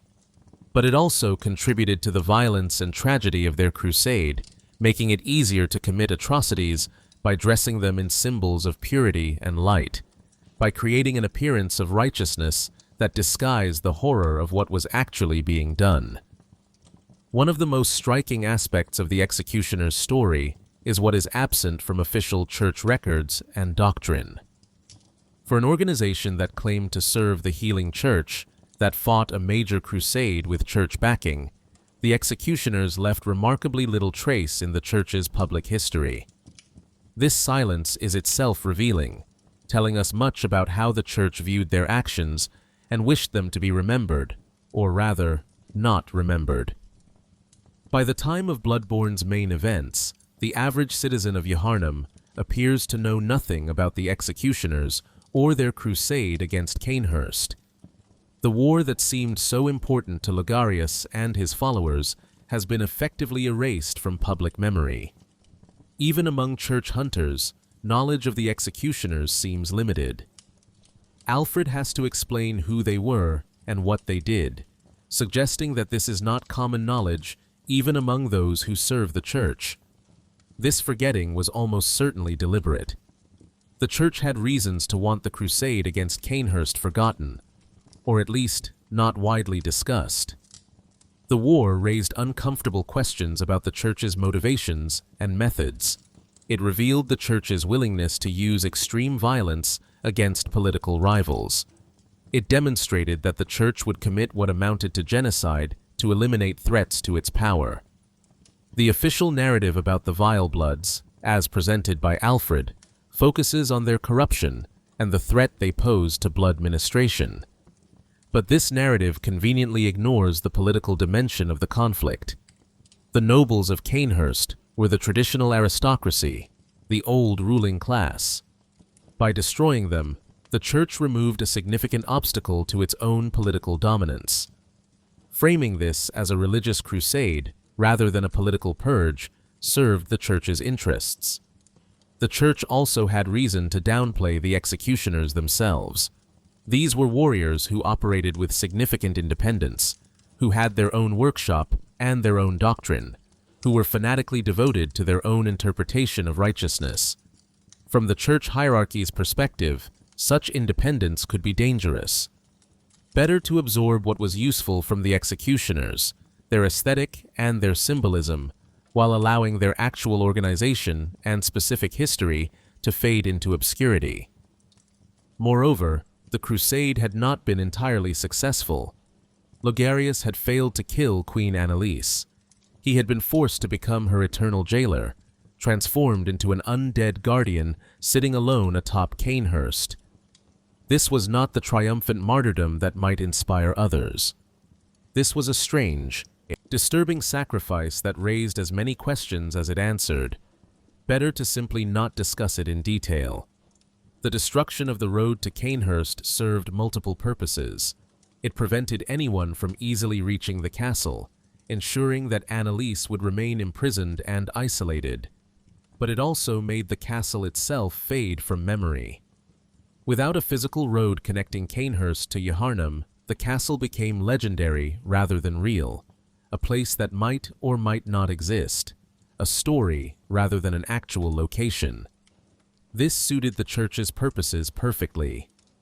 What we know about the executioners comes not from Church doctrine or official histories, but from item descriptions, from environmental storytelling, from the fragmented accounts of Alfred, who learned about them through private study rather than Church teaching.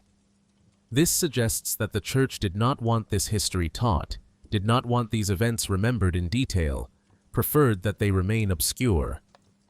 Even the Radiance rune, the symbol of the executioners, was classified among the lost runes, set aside and forgotten by the mainstream Church.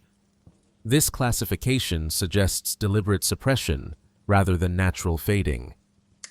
The Church knew about Radiance, but chose not to use it, chose not to teach it, chose to let it be lost. Only Logarius recovered it for his executioners, and after their decline, it returned to obscurity. The silence extends to Cainhurst itself. The castle and its inhabitants are not discussed in Church teachings. The Vilebloods are not used as examples of corruption in sermons or lessons. The war is not commemorated or celebrated. It is as if the entire episode never happened, as if Cainhurst and the Vilebloods and the crusade against them were simply erased from the Church's official narrative about its own history. This erasure served the Church's need to present itself as purely devoted to healing and salvation rather than political power and violence. The Church wanted to be seen as benevolent distributor of blood ministration, not as the force that had committed genocide against an aristocratic lineage. The less people knew about Cainhurst, the easier it was to maintain this benevolent image. But history has a way of persisting despite attempts to suppress it. The executioner garb remained, worn by hunters who did not know its origin. The Gold Ardeo could still be found and purchased. The Logarius Wheel existed as a weapon, even if few understood its significance. And individuals like Alfred, through study and dedication, could reconstruct at least partial understanding of what had happened. Alfred's knowledge came from sources the Church had not successfully suppressed. Perhaps from old documents stored in forgotten libraries, perhaps from oral traditions passed down among certain families, perhaps from items and equipment that carried their own histories in their descriptions. The Church had tried to erase the executioners from memory, but the Erasure was incomplete. The Church's silence about the executioners also extended to Logarius himself. Here was someone who had led a major crusade, who had made an ultimate sacrifice to contain a threat to the Church, who had transformed himself into an eternal guardian. One might expect such a figure to be celebrated, to be held up as an example of devotion and sacrifice. But Logarius appears to have received no such recognition from the Church. He is not mentioned in Church teachings that we can find. He is not commemorated in statues or ceremonies. He is not invoked as an example of proper service. Instead, he sits alone and forgotten atop Cainhurst, abandoned by the institution he served. This abandonment suggests that the Church found his sacrifice embarrassing or problematic rather than inspiring. Better to forget him than to explain what he had done and why. The title Martyr that precedes Logarius' name is curious in this context. Martyrdom typically involves recognition and commemoration. Martyrs are celebrated, their sacrifices honored, their names invoked. But Logarius received none of this from the Church. The title may be self-applied, or may come from the executioners themselves, rather than from official Church recognition. He is a martyr without martyrdom in the traditional sense, a saint without canonization. This raises the question of what the Church did officially say about blood healing and corruption, if not the story of the executioners and Cainhurst. The Church must have had some explanation for why certain blood was acceptable and other blood was forbidden, some narrative about threats to the purity of blood ministration. But that narrative apparently did not include detailed discussion of the Vilebloods or the crusade against them. Perhaps the Church simply taught that forbidden blood existed, that it came from unknown or untrustworthy sources, that it threatened to corrupt the pure blood ministration that the Church provided. This would be enough to maintain the Church's monopoly on blood healing without requiring detailed explanation of where forbidden blood had actually appeared or what the Church had done about it. The silence also protected the Church from uncomfortable comparisons. If people knew that the Church had organized a crusade that slaughtered an entire noble lineage, they might start to question other Church actions. They might wonder what else the Church had done in pursuit of power. They might start to see the Church as a political entity rather than a purely spiritual one. Better to keep such knowledge suppressed. But the greatest irony is that the Church's efforts to suppress the history of the executioners ultimately failed to prevent Alfred from reconstructing that history and acting upon it. The information persisted despite the Church's silence. The symbols remained meaningful despite efforts to make them merely aesthetic. And one true believer was enough to revive the crusade, to complete the mission, to enact violence based on a history the Church had tried to erase. This speaks to the fundamental impossibility of truly erasing history. As long as physical evidence remains, as long as symbols persist, as long as anyone cares enough to seek the truth, history will reassert itself. The Church could remove executioner history from its official teachings, but it could not remove it from reality. And reality, in the form of Alfred's devotion and Annalise's continued existence, would eventually force that history back into the present. We return now to where we began, standing amid the ruins of a crusade that seemed so important to those who fought it and means so little to the world that survived it. The executioners marched with golden helms and righteous conviction. They fought with spinning wheels bathed in blood. They believed absolutely in their cause. And they left behind only questions that have no comfortable answers. Martyr Logarius remains atop Cainhurst Castle, an undead guardian watching over a seal that has already been breached, maintaining a prison that has already been opened. His sacrifice continues long past any reasonable endpoint, enduring not because it accomplishes anything, but because he cannot stop, cannot rest, cannot die. He is martyred not once but eternally, suffering not for moments but for centuries, alone with his conviction and his duty.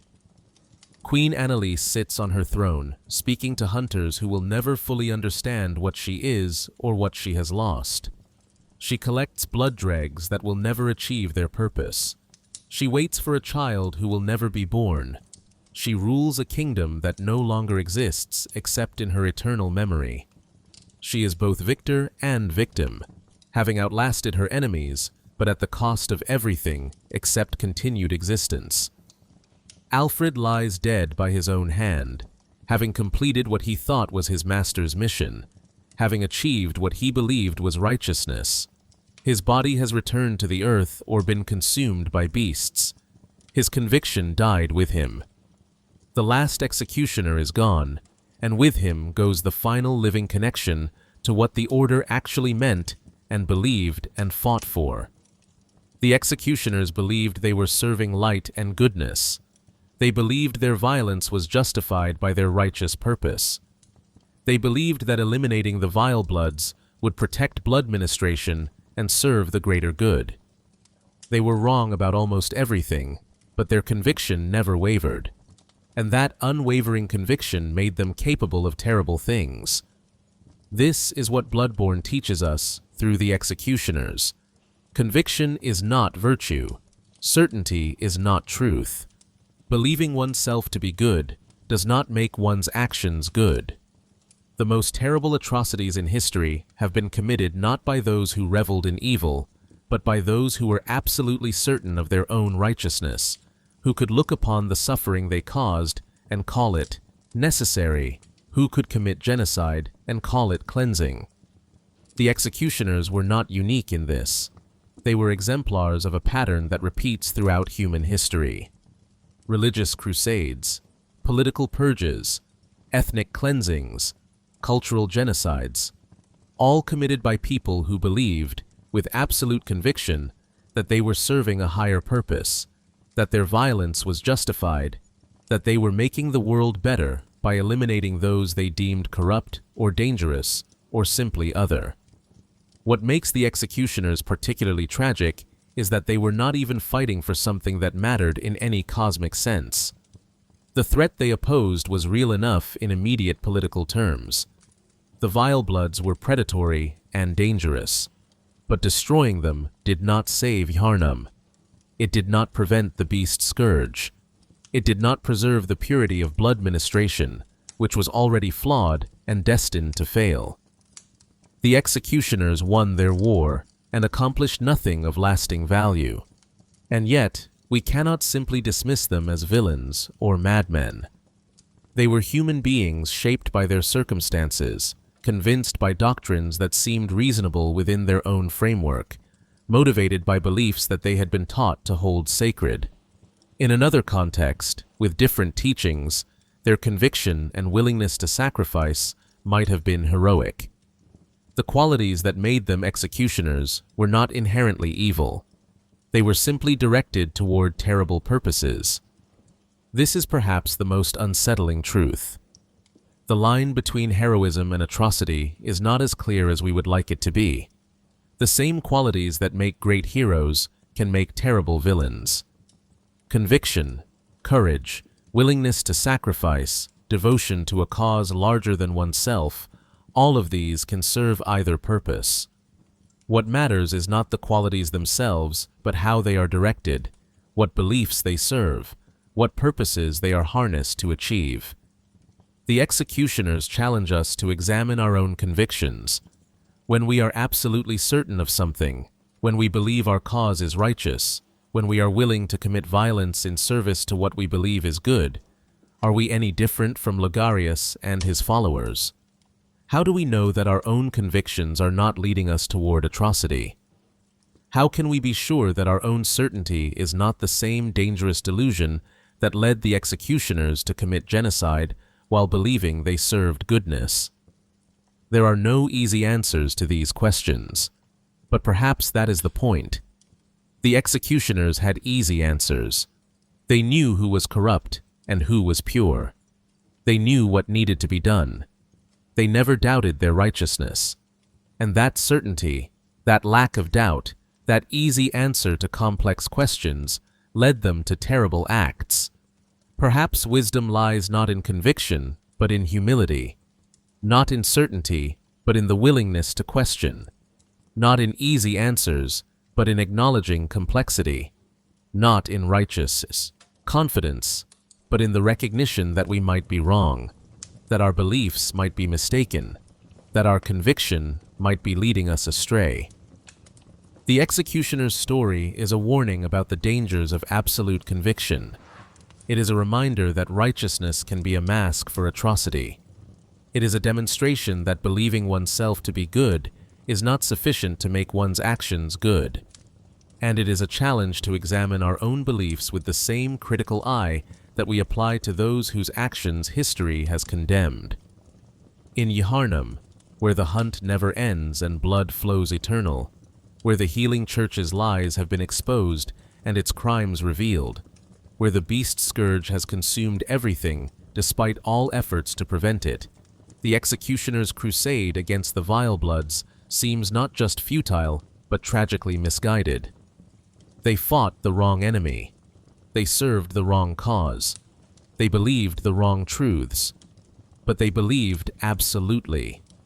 And that absolute belief led them to commit acts that cannot be undone, to leave scars on history that cannot be healed, to create suffering that persists long after their own order has faded into obscurity. The golden helms shine no more. The wheels have ceased their turning. The Radiance rune offers its meager benefits to anyone who claims it without judgment or purpose.